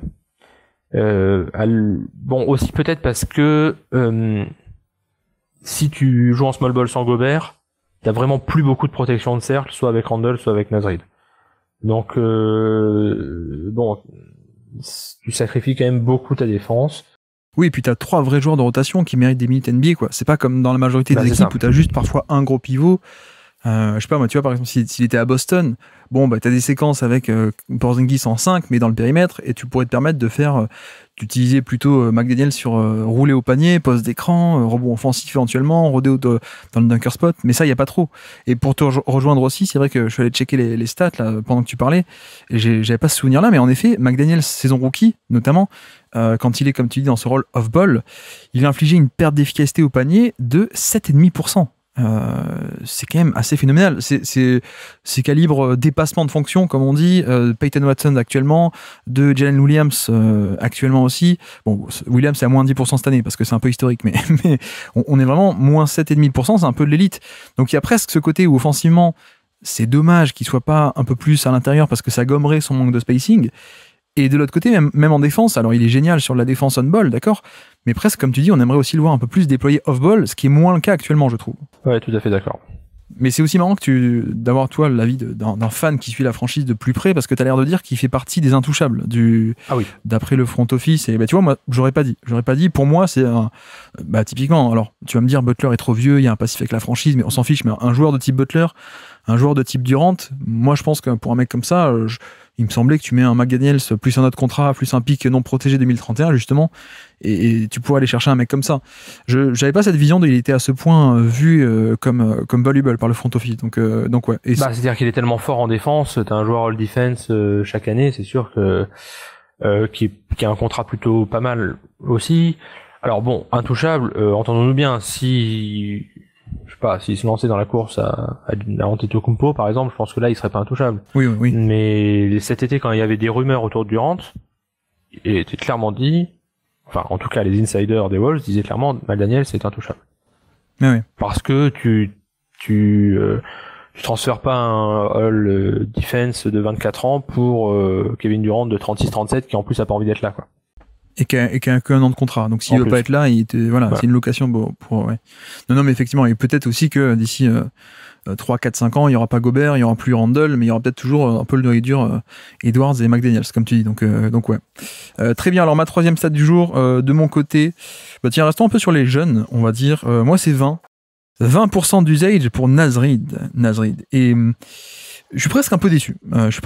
On a déjà parlé du trade Towns contre Randle aujourd'hui. Moi qui étais chaud sur le profil un peu théorique de Naz Reid, c'est vrai que je me projetais un peu sur peut-être une explosion, parier sur lui pour exploser dans un plus grand rôle. On l'a dit, en l'état, ça reste quand même un moins bon joueur que Randle, ça me paraît assez trivial, mais je me disais vraiment, bon, même s'il est moins fort, il y avait ce côté pari long terme. En plus, la free agency qui arrivait, je me disais peut-être que ils vont lui donner plein de ballons, le faire exploser, etc. C'est peut-être sa saison. En l'occurrence, 20% d'usage, c'est assez faible. Alors, je peux vous dire, mais les stars sont autour des 30%, 35 même. 20, c'est quand même un rôle assez mineur, on va dire. Pas non plus rien, mais c'est pas un gros usage. On peut le formuler comme ça en tout cas. C'est quand même un peu plus de ballons qu'avant, puisque le même usage, mais sur plus de temps de jeu. Donc, sur 27 minutes plutôt que 24. Et c'est presque ça l'évolution de cette année, c'est qu'on n'a pas une explosion de sa création offensive, de plus de ballons, plus de points, etc. C'est presque le fait qu'il ait plus joué. Et qu'en fait, c'est presque lui qui a gratté un peu des minutes à Rudy Gobert. Parce que Randle, il fait sa saison en poste 4 et ok, il a joué. Mais au final, Gobert perd un peu de temps de jeu. Cette saison, il est plus genre 30 minutes par match. Il a un peu baissé et quelques-unes de ses minutes sont allées vers Naz Reid. Et donc au final, on a quand même cette un peu plus utilisation, même si il n'y a pas l'explosion que j'attendais. Peut-être aussi que, tu vas me dire que le front office s'est dit on va peut-être pas le faire exploser maintenant, alors que justement on a un contrat à renégocier l'été qui arrive, donc peut-être on y va un peu plus timide, on renégocie le contrat, on le sécurise long terme, et après on pourra lui lâcher les chevaux, quoi. Peut-être qu'il y avait aussi cette réflexion, je ne sais pas, peut-être que juste ça a joué le court terme, donc pour le court terme ça s'entend totalement de donner plus de ballons à Randle par rapport à la création et tout ce qu'on a un peu développé, mais il y a aussi cet aspect de line-up un peu plus axé offensif avec lui et Randle qui a gratté du temps aussi sur les minutes par rapport à Gobert, quoi. Et même sur des matchs de playoff, c'est plutôt le line-up Naz Reid et Randle qui a fini des matchs ou qui a joué plus de minutes que les line-up avec Gobert. Donc ouais, je sais pas quelles étaient un peu tes attentes, toi, par rapport à cette saison, ou est-ce que c'était juste moi qui m'étais un peu enflammé sur une explosion potentielle de Naz Reid? Oui, il fait une saison à peu près identique à la précédente. Moi, je m'attendais un peu à ce qu'il redescende sur terre du point de vue du shoot à 3 points. C'est l'an dernier, il était à 41,6%, là il est à 37,8%, ce qui me paraît plus son niveau réel. Oui. Moi j'ai été légèrement déçu par sa saison où il me semble qu'il n'a pas beaucoup progressé effectivement, mais en jouant peut-être dans un rôle un peu différent du fait de l'arrivée de Randle. Je pense, et je suis en train de vérifier, pardon, c'est pour ça que j'hésite en parlant, et ça se confirme effectivement, il a beaucoup plus joué pivot que l'an dernier. L'an dernier il jouait quasiment uniquement ailier fort, vu que c'était soit Gobert soit Towns. Et le problème c'est que Randle joue pas à pivot, enfin c'est pas une bonne idée quoi. Et donc là il a joué plus pivot, et je pense quand même que en tant que pivot il est un peu plus limité parce que défensivement tu veux dire? Ouais, défensivement, ouais. Et que on sent que quand il joue pivot aussi ça devient plus dur pour lui offensivement parce que il perd beaucoup d'énergie de l'autre côté du terrain. Donc je pense que son rôle était un peu différent. Donc bon, moi je m'attendais pas forcément à une explosion parce que il faut aussi rappeler d'où il vient, Naz Reid. Par rapport à ce qu'il était dans son année rookie, c'est incroyable l'évolution de ce joueur. Donc je me demande s'il a pas atteint un peu là son plafond quand même. Peut-être ouais. Mais ça en fait quand même un très bon joueur. Mais là où moi je suis peut-être un peu déçu et où je trouve que pour le coup il a un peu régressé, c'est sur sa capacité à aller au cercle, à récupérer des lancers. Je sens qu'il était plus capable de ça il y a 2-3 ans. Alors ça va aussi avec le fait qu'il s'est minci, il est beaucoup plus mince que quand il était plus jeune. Oui, il a toujours ce côté un peu animal sur patinoire quoi, quand il va au drive parfois. C'est-à-dire que et parfois il y a des drives qui partent dans tous les sens et où il tombe. C'est un des joueurs que j'ai vu le plus tomber de ma vie, Naz Reid. Il tombe ou il s'en mêle dans les dribbles Et ça, pour le coup, je sais pas trop comment il peut l'améliorer, et ça va un peu mieux, mais ça reste un peu confus, quoi. Disons que l'évolution physique d'abord a été fantastique depuis. Et au final, tu vois, au début, il était très pâteau, très pâteau physiquement. Il a énorme évolution. Et finalement, on a un driver qui est très en finesse aujourd'hui. Mais c'est ce qui me dérange un peu, c'est que sur les flashs, les meilleures actions, tu te dis, ah ouais, en fait, il n'y a aucun big en NBA, et je suis au sens littéral, hein, vraiment, il n'y a aucun big NBA qui a ce niveau de fluidité, de coordination, balle en main, et qui est capable d'aller jusqu'au panier, l'extension, etc. Vraiment les flashs. Hein. Tu vois, si tu compares un peu avec un Wembanyama, pour moi, Wemby a de meilleure qualité de passe, peut-être le toucher de balle, etc. Mais Wemby a du mal à complètement aller jusqu'au panier, évoluer à travers le contact, alors que tu prends les meilleurs drives de Naz Reid, c'est la folie, quoi. Mais c'est vrai que le taux de lancer franc est quand même très très faible parce que on est beaucoup plus sur. Alors, c'était plus haut avant parce qu'il était plus pivot catch and finish aussi, hein, un peu plus classique. Maintenant qu'il fait des drives, il provoque très très peu de lancer franc. 7% de shooting foul percentage. Voilà, 7%, l'échelle va de à peu près 5% à 25% pour les tout meilleurs et 5% pour les pires. Donc tu vois à peu près où il se situe, c'est très très peu de fautes provoquées. Et l'autre aspect, peut-être qu'il limite encore la création, et peut-être qu'il limitera toujours, c'est que c'est pas un passeur non plus. Donc on a un côté où c'est pas un bon passeur, un bon créateur en sortie de dribble, ou quand il fait en sortie de dribble, c'est pour lui-même, pour aller au panier justement. Et donc voilà, c'est pas assez de pression au panier, pas assez de drive, pas assez de lancer franc, pour au final un profil qui aime beaucoup de jump shot, beaucoup spacing, peut-être un peu trop pour moi, mais j'ai quand même du mal à abandonner le projet. Il a que 25 ans. Vu la dynamique de progression depuis quelques temps, je me dis ça peut être très cool. Ce ne sera peut-être jamais un créateur d'attaque de type initiateur, mais tu vois, si ça pouvait être un peu un type de, comment dire, une espèce de Jaylen Brown du poste de pivot, ça peut être très cool, quoi. Tu vois, ce côté, je suis pas créateur de fond de jeu collectif, mais je peux être à 30% d'usage avec une bonne efficacité. Même Jaylen Brown est plutôt autour de la moyenne, mais je pense que Naz Reid peut faire à peu près pareil. De la défense un peu en switch all, et pas beaucoup plus, mais ça peut exister, hein, ce genre de ce que moi j'appelle non pas casseur de défense qui crée des décalages partout, qui crée du fond de jeu, mais un peu de terrasseur de défense, le mec qui va juste battre son adversaire, quoi. Je pense que ça peut exister, mais pour l'instant on n'a pas encore passé la seconde en termes de volume. Ouais, c'est marrant que tu parles de Jaylen Brown parce que c'est un cas très particulier. Naz Reid, de joueur qui a commencé comme un pivot vraiment presque un peu à l'ancienne, un peu bateau, et qui maintenant joue comme un ailier. Et qui joue de moins en moins comme un intérieur. C'est vraiment très frappant, ce qui permet aussi qu'il y ait cette rotation à 3 intérieurs, hein. C'est ce style de jeu très différent des 3.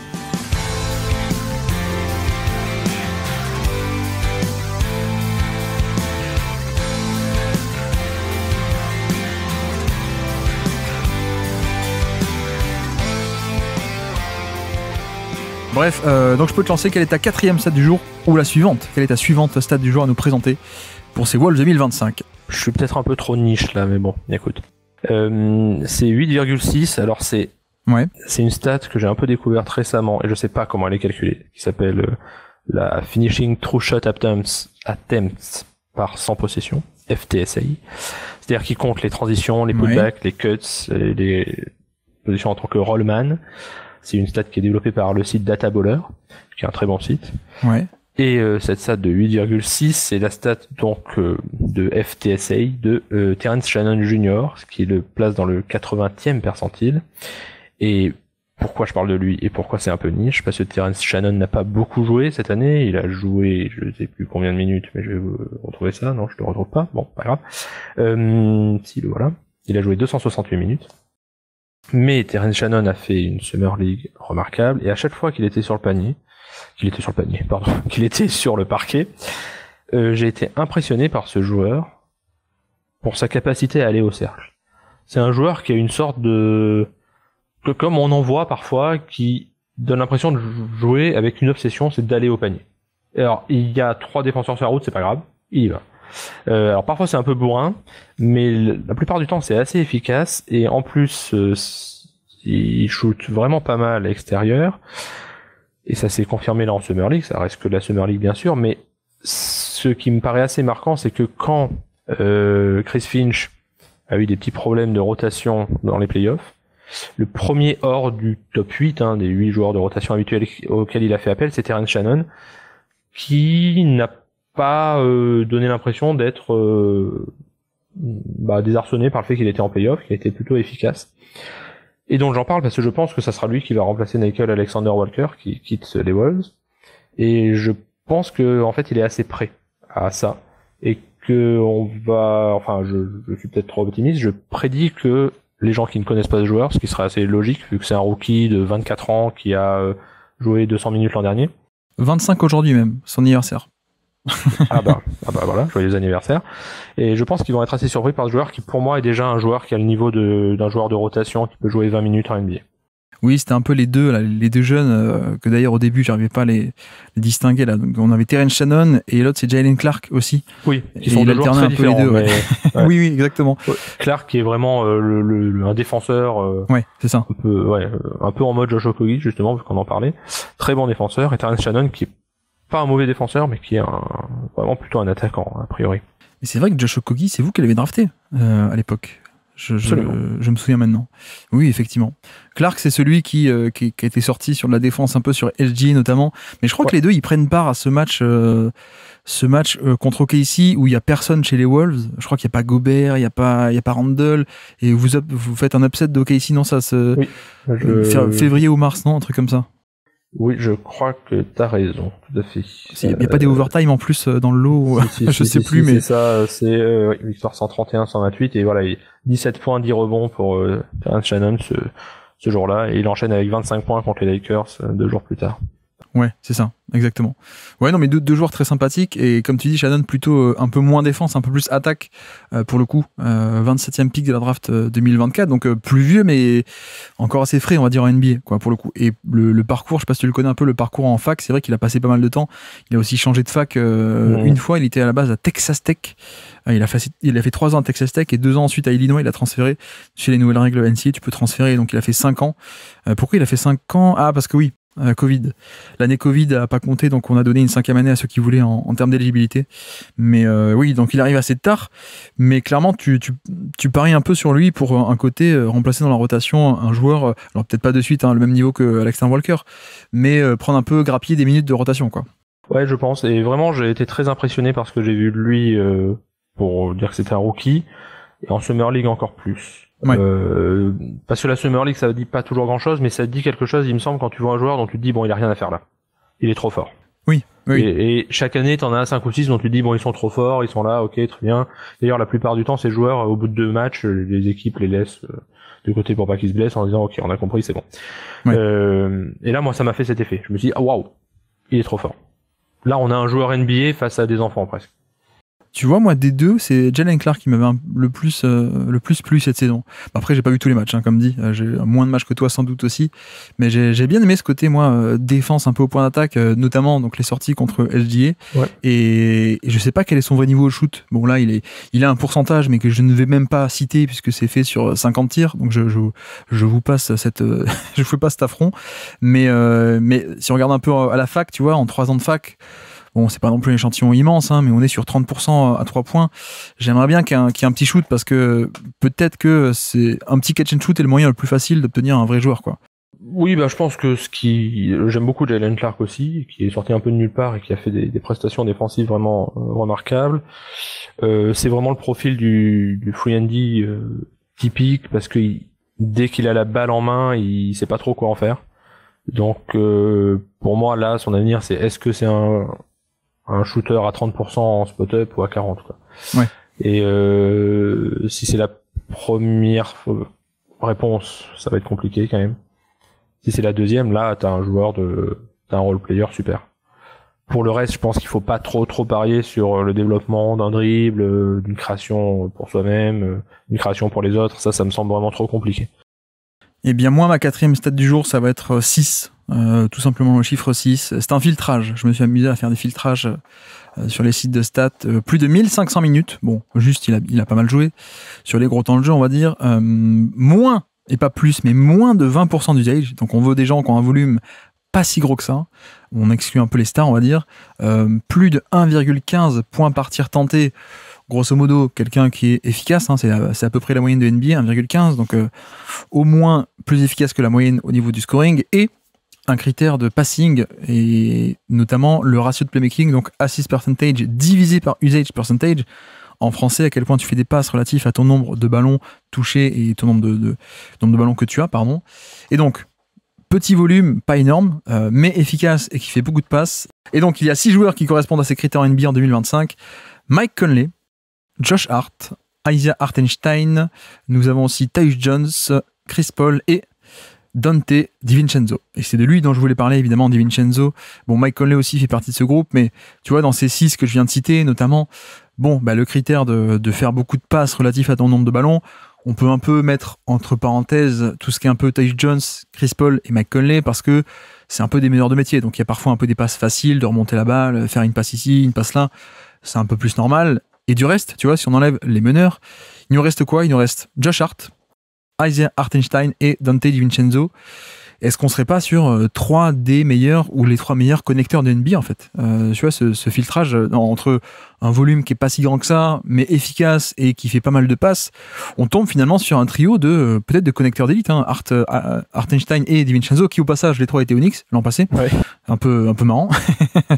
Mais non, mais je veux aussi en parler et avoir ton avis sur sa saison, mais je trouve qu'on a un peu plus retrouvé le DiVincenzo de Golden State, là où au Knicks, bon, il était très cool, hein, très très cool, mais plutôt pour l'aspect shoot chez les Knicks, shoot en sortie d'écran, un peu de le shoot, le spacing, la transition, la défense aussi, etc. Mais il y avait un peu moins ce côté connecteur mis en avant chez les Knicks parce que le système était un peu plus héliocentrique, beaucoup de pick and roll de Brunson, etc., etc. Là, tu vois, Onyx, il avait un ratio de playmaking qui avait un peu chuté.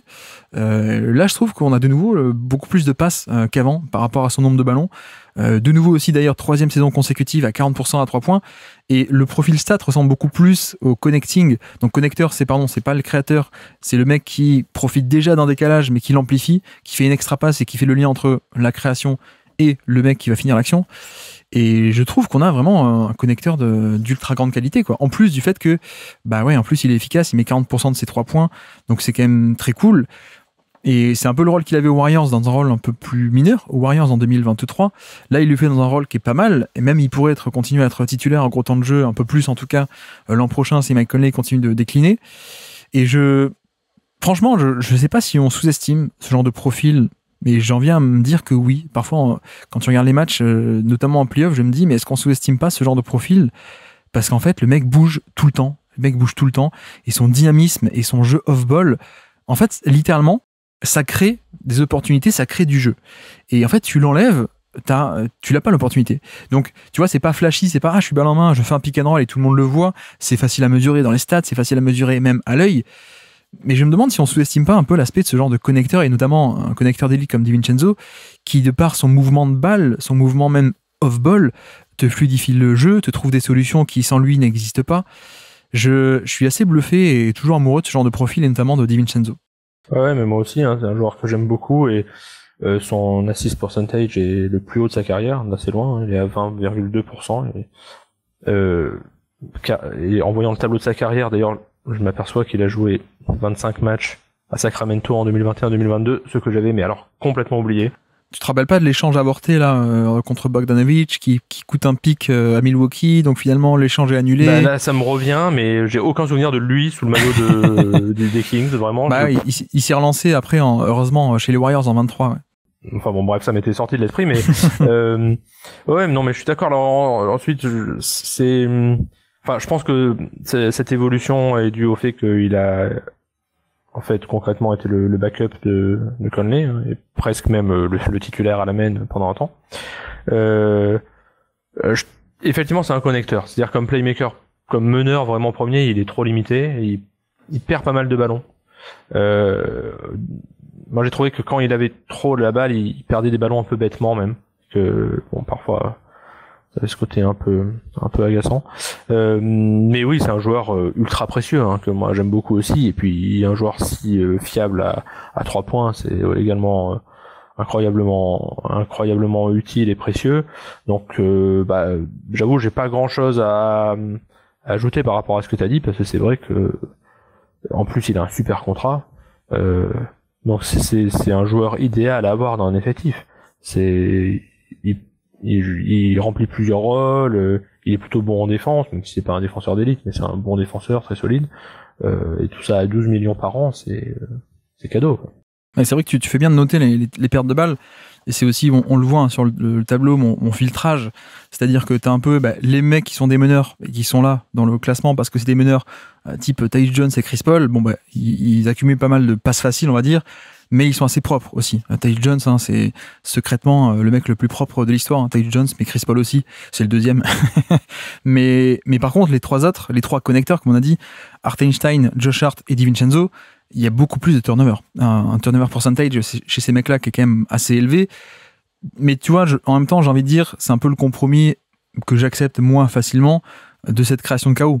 Et oui, c'est pas une prise de décision. En fait, un mec qui est capable d'être très propre dans un tel chaos, il n'y en a qu'un dans l'histoire presque, c'est Haliburton en fait, qui est capable de prendre des super décisions, de faire aucune perte de balle sur de la création de chaos en mouvement. Et finalement, je me dis, il perd beaucoup de ballons, Josh Hart aussi, Hartenstein aussi. Mais c'est un peu moins grave déjà parce que c'est pas sur un volume énorme, donc c'est pas genre comme Westbrook qui faisait 17% de turnover percentage sur la moitié des ballons de l'équipe. Là, c'est un peu plus problématique. Harden aussi à l'époque, héliocentrique, etc.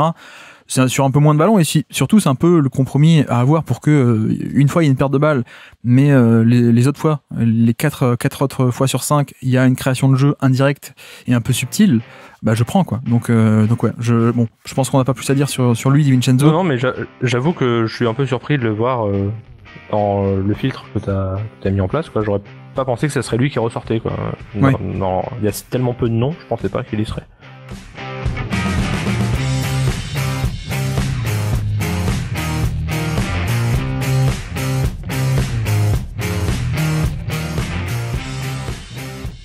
Et donc je crois que tu as épuisé ton stock de stats, mais c'est pas grave puisqu'il m'en reste 2. Donc je vais aussi pouvoir t'en prêter une. Vas-y. Non mais je veux bien en mettre juste une rapidement, mais il n'y a pas... je peux te lancer alors, en grande pompe. Quelle est ta 5e stat du jour à nous présenter pour ces Worlds 2025? C'est 2354 minutes. Et c'est le nombre de minutes totales de Nickel Alexander Walker cette année, saison régulière et playoff combinés. Et la stat ne dit qu'une chose, c'est l'importance de ce joueur dans cette équipe, et je trouve que voilà, c'est une assez belle histoire. Alors là, c'est le fan qui parle, hein, mais de voir ce joueur qui est arrivé comme, il jouait pas du tout, il était même assez nul aux Pelicans et à Utah. Il a été mis dans le trade de Conley un peu comme ça pour faire le nombre en termes de salaire. Et son développement pendant 3 saisons et demie à Minnesota, je trouve, est vraiment un modèle remarquable. Et c'est un joueur qui va faire beaucoup de bien à Atlanta parce que il est capable de jouer. J'ai dit 3 saisons et demie, pardon, c'est 2 saisons et demie. Et il est capable.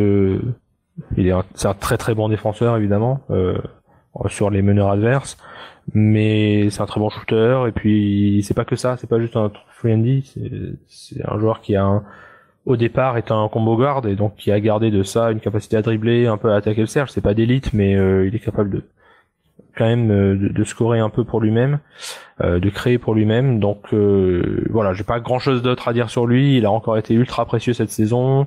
C'est des questions financières qui font qu'il part, mais je trouve que c'est l'exemple même de ce qu'on peut appeler la deuxième draft, qui est d'essayer d'identifier des joueurs qui étaient peut-être pas dans le bon rôle, pas au bon endroit, et de se rendre compte que un joueur de 24 ans, comme c'était le cas quand il est arrivé à Minnesota, 24 ans et demi, il est pas forcément fini, il y a un truc sur lequel on peut bosser, et tout simplement en le faisant changer de rôle, en disant je suis pas sûr en fait que ça soit un combo guard, c'est peut-être plus un type qui est fait pour défendre sur les arrières adverses et pour servir de free and D.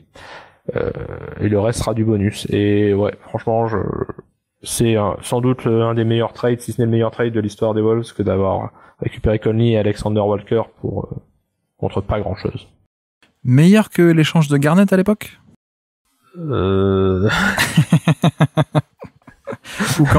quand Kevin McHale a offert à son pote Danny Ainge Kevin Garnett, non Écoute, ça discute. Bon, en plus, je sais pas si t'as vu, mais ça y est, officiellement, on a un nouveau propriétaire, donc peut-être que Kevin Garnett, justement, va pouvoir être honoré par le nouveau propriétaire, puisqu'il était en conflit avec l'ancien. Mais non, mais alors pour Alexander Walker, ce qui est intéressant, c'est l'aspect de métamorphose, en fait, du profil, parce que je me souviens de lui qui avait une petite cote à la draft à l'époque, et c'était un peu la cote du meneur créateur de Virginia Tech, tiens, il est en train de monter dans les mocks et tout, c'est pas mal ce qu'il faisait balle en main, etc., etc. Au final, on n'a pas eu ça, on n'a pas eu ce côté création. Et il s'est en fait totalement réinventé en défenseur d'élite, quoi. Et ça, c'est assez cool. Alors, il part, ça c'est dommage au niveau free agency. Comment ça se fait? Parce que vous pourriez pas vous aviez ses droits, non, pourtant, pour s'aligner, mais ça faisait trop de taxes. Ça faisait passer au-dessus du second apron, je sais pas jamais comment. Ah, d'accord. Et donc, ouais, c'était pas jouable. En gros, il fallait choisir entre lui, il y avait Randall Reed et lui. Il fallait en choisir 2 sur 3. Et, enfin, sauf à vraiment exploser les compteurs, mais dans ce cas-là, il y a tous les problèmes qui vont avec, qui sont liés au CBA, quoi. Ouais.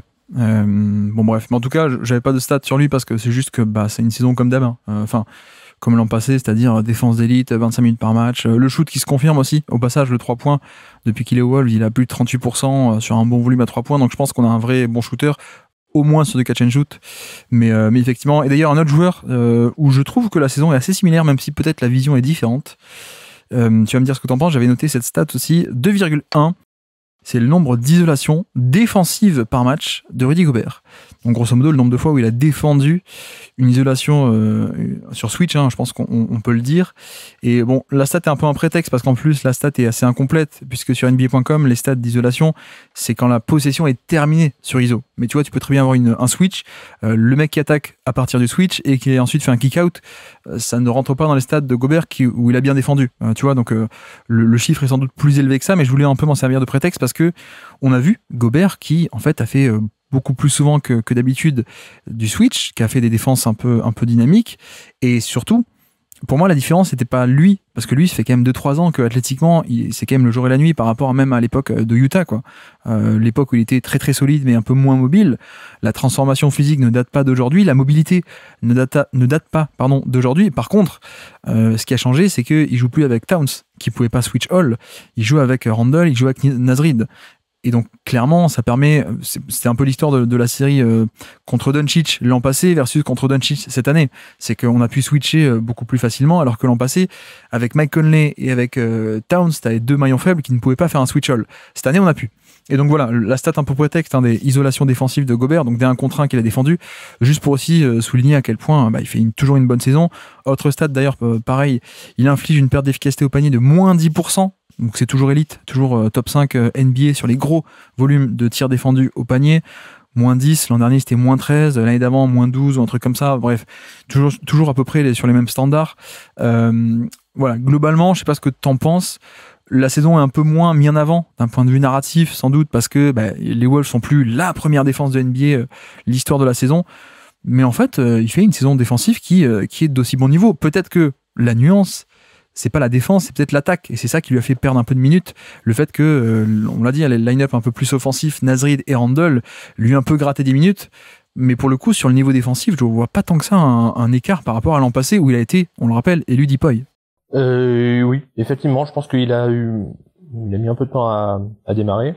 Mais en fin de saison, c'était le même joueur que l'an dernier, il me semble. Et plus ça va, plus je trouve que les débats qu'il y a chaque année autour du fait que Gobert face au small ball et tout ça, Gobert dans l'espace, il est incapable de défendre, plus je trouve que c'est n'importe quoi et que vraiment Gobert est en fait très efficace comme défenseur en isolation et que il y a un problème de perception là de ce qu'il est comme défenseur, alors qu'en fait le small ball posait problème de l'autre côté du terrain, du fait qu'il est pas capable de punir les mismatchs parce que on met un joueur plus petit sur lui, il a pas de jeu au poste, il te balance des espèces de briques qui ressemblent à rien. Mais défensivement, ça reste un joueur d'élite et qui me semble en plus ne pas perdre en mobilité alors qu'il doit avoir 32 ans maintenant. Il me semble presque plus fluide dans le déplacement qu'il y a 3-4 ans. C'est peut-être un effet d'optique, j'en sais rien. Mais son impact reste incroyable et c'est vrai qu'il a loupé quelques matchs et on voit bien que la défense des Wolves change du tout au tout quand il n'est pas là. C'est vraiment très spectaculaire et ça reste un joueur qui est d'un niveau défensif très très élevé qui me semble d'ailleurs était encore All Defense cette année, 2e équipe je crois. J'ai un doute, mais il me semble. Je vais aller vérifier mais j'ai pas de ça de tête mais... oui, je crois qu'il était All Defense numéro 2 et tu vois 13e du classement du Depoy alors que l'an passé il était premier. Ouais. bon, on sait que les trophées, il y a sans doute un aspect narratif parfois, ou la hype du moment, etc. Bon, j'ai pas envie d'énerver des gens ou des joueurs, hein, mais tu vois, tu prends le classement du Deepoy, t'as un mec qui s'appelle Dyson Daniels qui est 2e, Ludort est 4e, Amen Thompson 5e. Je les aime bien, hein, mais en fait, c'est aussi l'impact du pivot, hein, clairement. Le pivot, de par sa position, de par la protection de panier qui est plus valuable, le pivot a de facto plus de valeur, en tout cas plus d'importance. Et donc quand il est pas bon, le malus est démultiplié et le bonus, par contre, est également démultiplié. Donc bref, non, mais pour moi, c'est comme tu dis, l'attaque plutôt. Et en régulière, ça va. Il a encore un gros temps de jeu, mais en playoff, tu vois, l'an passé, il était à 34 minutes par match, ce qui est beaucoup, mais avec un rôle de titulaire. Cette année, à peine 27 minutes par match. Mmh. Et avec, comme dit, parfois des passages où il joue un peu moins, finit pas les matchs parce que l'attaque. Mais sur la défense, strictement en elle-même, bon, je dois dire qu'on est quand même toujours sur un des meilleurs défenseurs de NBA, si ce n'est le meilleur, ou pas loin en tout cas. Donc voilà pour Gobert qui fait globalement une saison assez similaire. Mais je suis assez fier de nous, Rafa, parce que je crois qu'il y a 2-3 ans, on avait fait le podcast, le bilan des Wolves après sa première année, en disant finalement il est peut-être un peu tôt pour se dire qu'il y a un déclin physique ou déclin de niveau. Finalement, on a quand même saison 24 et 25 qui confirment un peu ça, quoi. Donc ça va. On avait visé juste pour une fois, on va dire. Et donc ma 5e et dernière stat du jour, je peux te dire, bon, on a déjà un peu parlé, si tu l'as dit, pardon. Tu l'as dit, moi c'était 1, puisqu'Anthony Edwards est premier en NBA au niveau des pull-ups à 3 points par match. Donc on a déjà parlé de ça. 38,5%. En revanche, c'est l'efficacité. Et ça, je vais un peu plus m'attarder dessus. Parce que c'est 6e cette saison, 6e meilleure efficacité de NBA et premier volume. Et sur les joueurs avec un gros nombre de volumes par match, de pull-up à 3 points par match, donc 6e sur 40 joueurs. Évidemment, derrière Jordan Poole, ça il fallait le préciser. Mais ce qui m'intéresse surtout, c'est de voir l'évolution de... on a un joueur efficace, assez efficace, qui fait sa meilleure saison d'efficacité au général, je veux dire, pas qu'en pull-up à 3 points, mais au général. Et je pense qu'il y a une partie un peu de un jeu qui a été légèrement remodelé en termes de profil de tir, en fait. Et tu vois, l'an passé, il est à peine à 4 pull-up à 3 points par match. De 4, il est passé à 7. Et il y a une partie, en fait, juste de long tir à 2 points qu'il a transformé en tir à 3 points, en pull-up à 3 points. Et ce qui est génial, parce que ce que tu perds en pourcentage en t'éloignant de 1 pas ou 2 du panier est beaucoup plus faible par rapport au gain potentiel entre le tir qui vaut 2 points et le tir qui vaut 3 points. Donc clairement, on a cet aspect où Edwards fait, je crois, sa première saison au-dessus de la moyenne au niveau du scoring individuel. Pour le coup, on est à 103 de true shooting plus, donc plus 3%, 103 par rapport à 100, alors qu'en l'an passé, 99, moins 1%, moins 2%, moins 1%, voilà, il était autour de la moyenne. Et là, en transformant un peu, alors je déteste un peu cette expression, mais un côté un peu plus analytics, tu vois, de transformer un peu des longs 2 en 3 points, on arrive un peu plus à gagner de la valeur. Cela dit, à quel point est-ce qu'on est sur un peu une surchauffe? Déjà, ce n'est qu'une saison de haut volume de pull-up à 3 points. Et puis tu vois, si on prend en carrière, 2024, il a 33% et quelques, 2023, 33% et quelques, 2022, 32% et quelques, 2021, 33% et quelques. Et finalement, cette année, c'est la seule fois où il est à 38, plus de 38 sur les pull-up à 3 points. Donc je me dis, soit c'est une anomalie, soit c'est au contraire qu'il a bien progressé et qu'il sera peut-être pas à 38, mais 36, 37 dans le futur, et qu'il y a une vraie progression, et c'est pour ça qu'il s'est mis à les prendre. Donc je sais pas comment trancher ça. Est-ce que c'est juste que c'est une surchauffe et ça va revenir à un niveau qu'on lui connaissait avant, ou alors c'est une progression et c'est le début d'un nouveau cycle et peut-être de plus de pull-up à 3 points efficaces, mais à la limite, enfin bon, je te laisse aussi en parler, mais ce tir est aussi un peu la clé tactique par rapport à ça, notamment sur les pick and roll, où s'il peut attirer un peu plus loin du panier des mecs, ça libère un peu le passing, quoi. Ah oui, carrément. Et puis, alors, bon, est-ce que c'est une surchauffe ou pas? Évidemment, j'en sais rien. Je pense pas que ça en soit une complètement. Peut-être que ça baissera un peu, mais là, il y a quand même un gros volume pour juger, donc je pense pas que ça soit une surchauffe. Mais moi, ce qui m'intéresse beaucoup, c'est la dernière chose que tu as dite, c'est que ça attire plus loin du panier et ça lui permet d'attaquer plus facilement. Et je pense que ce qui, moi, m'a le plus marqué au-delà de cette explosion des pull-ups cette année, c'est un progrès, mais pour lequel j'avais pas de stats, parce qu'il y en a pas. Enfin, alors c'est des stats ultra pointues qui sont pas publiques. C'est que Edwards m'a paru de plus en plus méthodique dans sa capacité à gérer ce qui se passe après son dribble. Parce que pendant ses premières saisons, il partait en dribble, il savait pas toujours ce qu'il faisait. Et là, il y a plein d'actions qui me viennent en tête de cette année où il a bossé son jeu de jambes de manière vraiment très impressionnante, avec des fadeaways, des jump shots vraiment assez complexes dans le déplacement, dans les feintes. Et ça, c'est permis, je pense, par la menace du pull-up à 3 points, qui fait que les défenseurs viennent très proches de lui. Et puis il a jamais aussi rarement pris des prises à 2 sur pick and roll. Et ça, je pense que les mecs montent sur lui aussi pour l'empêcher de driver, mais aussi parce qu'il y a peut-être le pull-up à 3 points. Donc c'est autant de prises à 2 et lui il en profite avec des passes par-dessus. C'est un peu jamais, ça n'est jamais autant arrivé que cette année en tout cas. Ouais. Et il y a une impression de maîtrise globale qui fait aussi que je trouve que, en tout cas, son jeu et cette insistance sur le pull-up à 3 points me fait pas le même effet la plupart du temps. Hein. Parfois il y a des matchs où il craque un peu, mais que par exemple ce que fait la Melo Ball, qui arrose à fond, j'ai rien contre la Melo Ball, hein, mais c'est un peu l'exemple qui me vient en premier en tête, qui arrose à fond à 3 points, un peu comme s'il était, je sais pas, en train de jouer comme ça de manière pas très sérieuse. Chez Edwards, il y a quelque chose de beaucoup plus méthodique dans la façon dont il utilise ça, même si parfois il me semble qu'il en abuse un petit peu. Et donc je pense que finalement, même si c'est une légère surchauffe du point de vue des pourcentages, ça imprime quelque chose dans l'esprit des défenses adverses et des plans des coachs adverses. Et il faut pas le laisser tirer à 3 points en pull-up. C'est trop dangereux. Et ça ouvre quelque chose d'autre. Et l'an prochain, peut-être qu'il sera à 36, 37%, j'en sais rien. Je pense pas qu'il redescende à 32, 33, mais je me trompe peut-être. Mais finalement, peu importe la différence, parce que il a cette capacité à savoir aussi gérer ce qu'il peut faire après, une fois que le défenseur est monté sur lui. Et ça, c'est quelque chose qui me semble il n'avait pas, et même l'an dernier, il l'avait moins. Là, il y a vraiment une progression, mais qui est plus subtile, hein, qui se voit moins dans les stats, évidemment. Mais moi, le truc que j'aime bien, c'est que pour moi, on a encore passé un step de playmaking. Je sais que l'an passé, c'était déjà de beaux progrès, mais je trouve que sa création offensive de cette année est vraiment très très cool, quoi, pour le coup. Par rapport à ça, et lui-même s'en est plaint de ses fameuses prises à 2, mais moi j'ai bien aimé les matchs où il avait des prises à 2 et qu'il arrivait à battre ses edges, soit par des passes par-dessus, soit même sinon en les contournant, tu sais. J'ai des exemples, d'ailleurs le premier match de la saison contre Anthony Davis, il y a des fois où on essaie de l'enfermer sur des edges en montant très haut sur l'écran. En fait, juste, il s'écarte, il passe autour d'Anthony Davis, il va au panier, quoi. Et il finit avec la faute. Des matchs contre Memphis aussi qui essaient de faire ça, il a bien géré. Donc il y a ça. Le fait aussi que, au niveau des driving kicks, comme tu dis, il s'est aussi pas mal amélioré.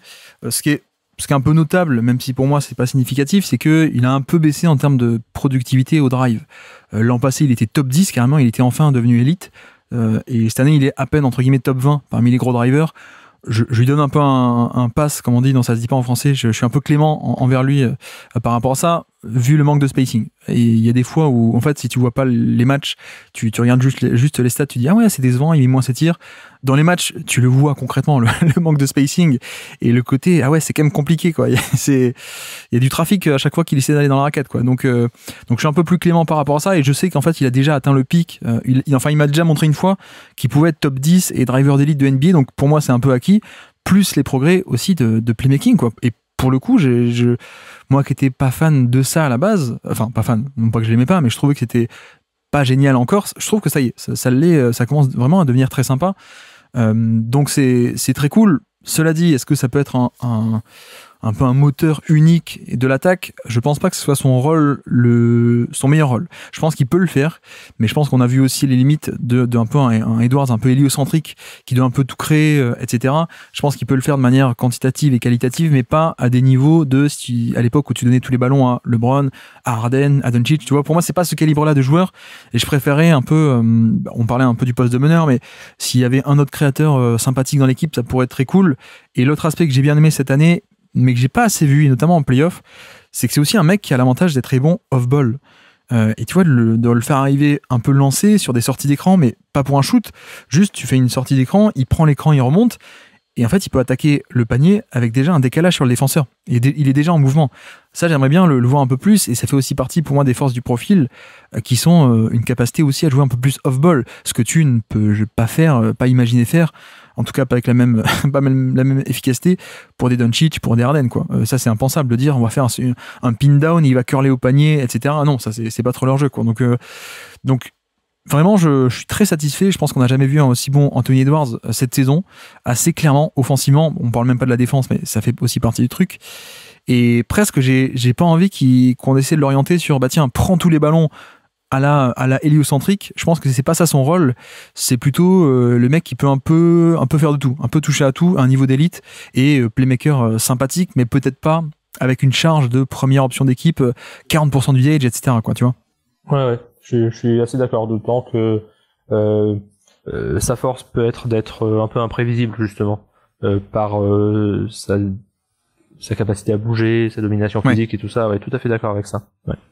On est d'accord sur Anthony Edwards, le leader de cette équipe des Wolves. Bah, je crois qu'on a fini, on a fait nos 5 chacun à peu près, même plus que 10 stats. On a fini. Est-ce qu'il te reste un peu des stats bonus ou alors juste des joueurs de l'effectif dont on n'a pas encore parlé? Tu voulais un peu dire 2 mots en bonus en fin de podcast actuellement? Écoute, j'ai l'impression qu'on a parlé de tous les joueurs, non? Par une sorte de miracle. Je voulais juste mentionner peut-être un Josh Minot qui ça y est, elle a été libérée. Qu'est-ce que je t'avoue qu'il y a 1 ou 2 matchs cette saison où j'ai bien aimé, notamment celui à Boston qui m'avait marqué, enfin contre Boston plutôt, qui m'avait marqué. Bah, visiblement eux aussi, puisque c'est chez exactement. C'est à Boston qu'il atterrit. Exactement. Oui, alors Josh Minot, il a été libéré un peu à sa demande parce que c'était un peu bouché devant lui. Ouais, moi c'est un joueur que je trouve n'a pas beaucoup progressé. C'est quand même la fin de sa 3e saison là, qui a des vraies qualités physiques, mais qui m'a toujours paru un peu confus dans l'utilisation de ses qualités, qui a pas trop de shoot, qui c'est vrai par moment a fait quelques bons passages, qui a déjà 22 ans et demi, c'est pas très vieux hein, mais non, c'est pas vieux. Non. Mais pas encore mature physiquement, j'ai l'impression. Ouais, il y a quelque chose de très confus dans sa manière de jouer.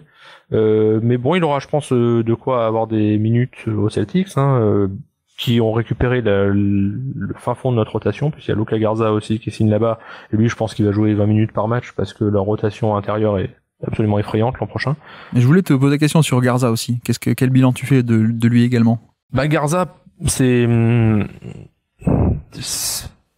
un pivot qui offensivement est intéressant parce que il a des moves près du panier.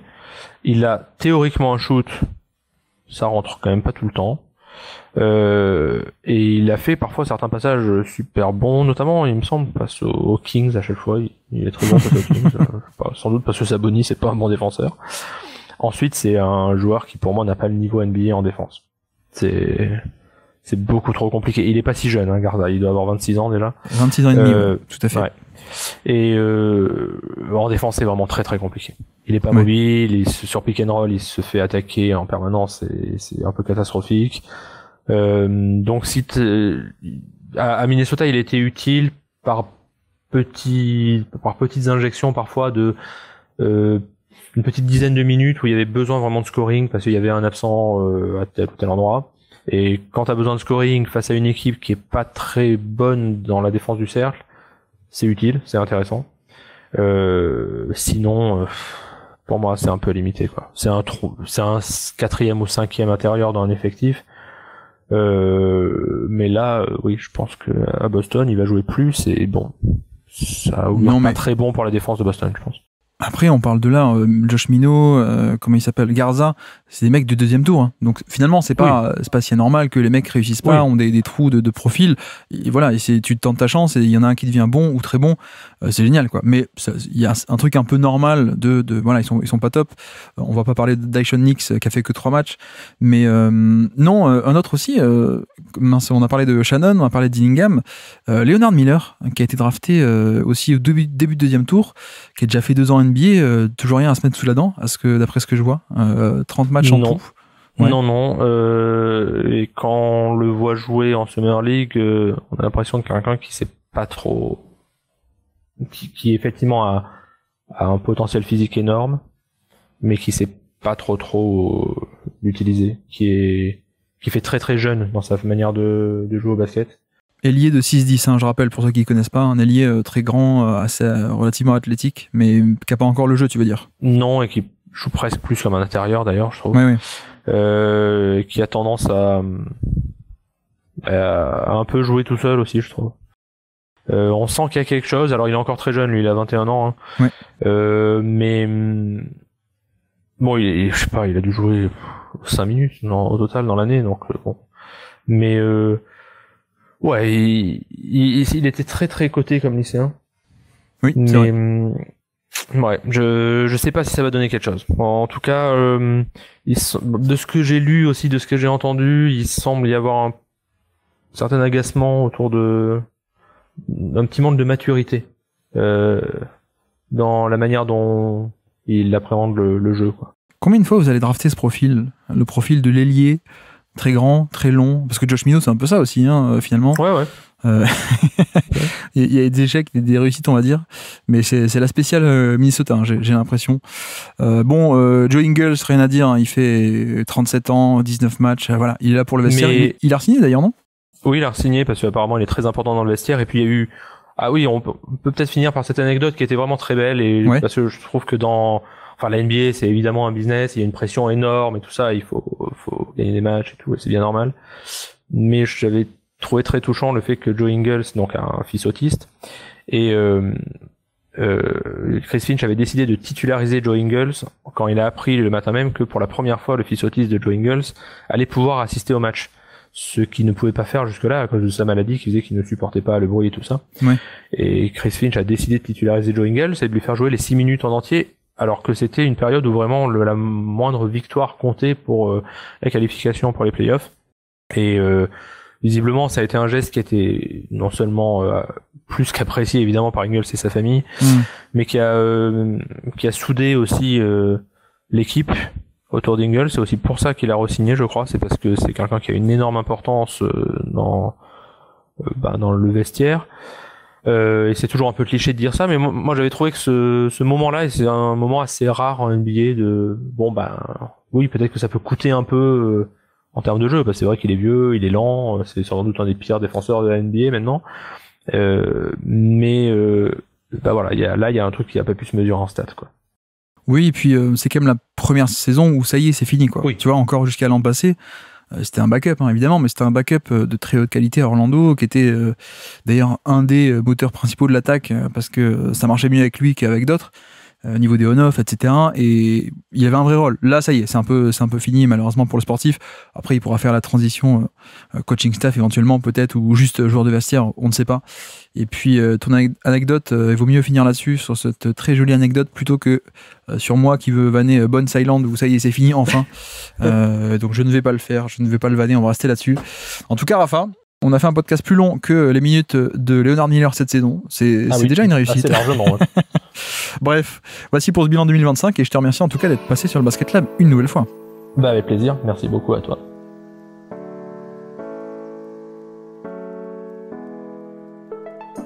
Merci à tous d'avoir suivi cet épisode, j'espère que ça vous aura plu.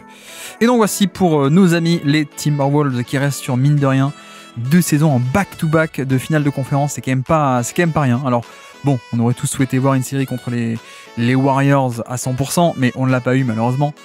Mais c'est vrai que cette équipe est tout de même assez fascinante, pas parfaite, on l'a bien vu, pas parfaite, avec une marge de progression, mais plein de sujets intéressants, notamment d'un point de vue de la timeline, construction d'équipe, quand abandonner quel projet ou tel autre projet, etc., etc. J'espère que ça vous aura plu, et donc on se retrouve demain, on continue ça y est, on attaque la dernière ligne droite des bilans 2025, il en reste plus beaucoup. Donc demain, ce sera le bilan des Denver Nuggets. Et donc, sur ce, je vous remercie une nouvelle fois de nous avoir écouté jusqu'au bout. Un grand merci à Rafa d'être passé sur le Basket Lab. Et moi, je vous dis à très bientôt. Ciao.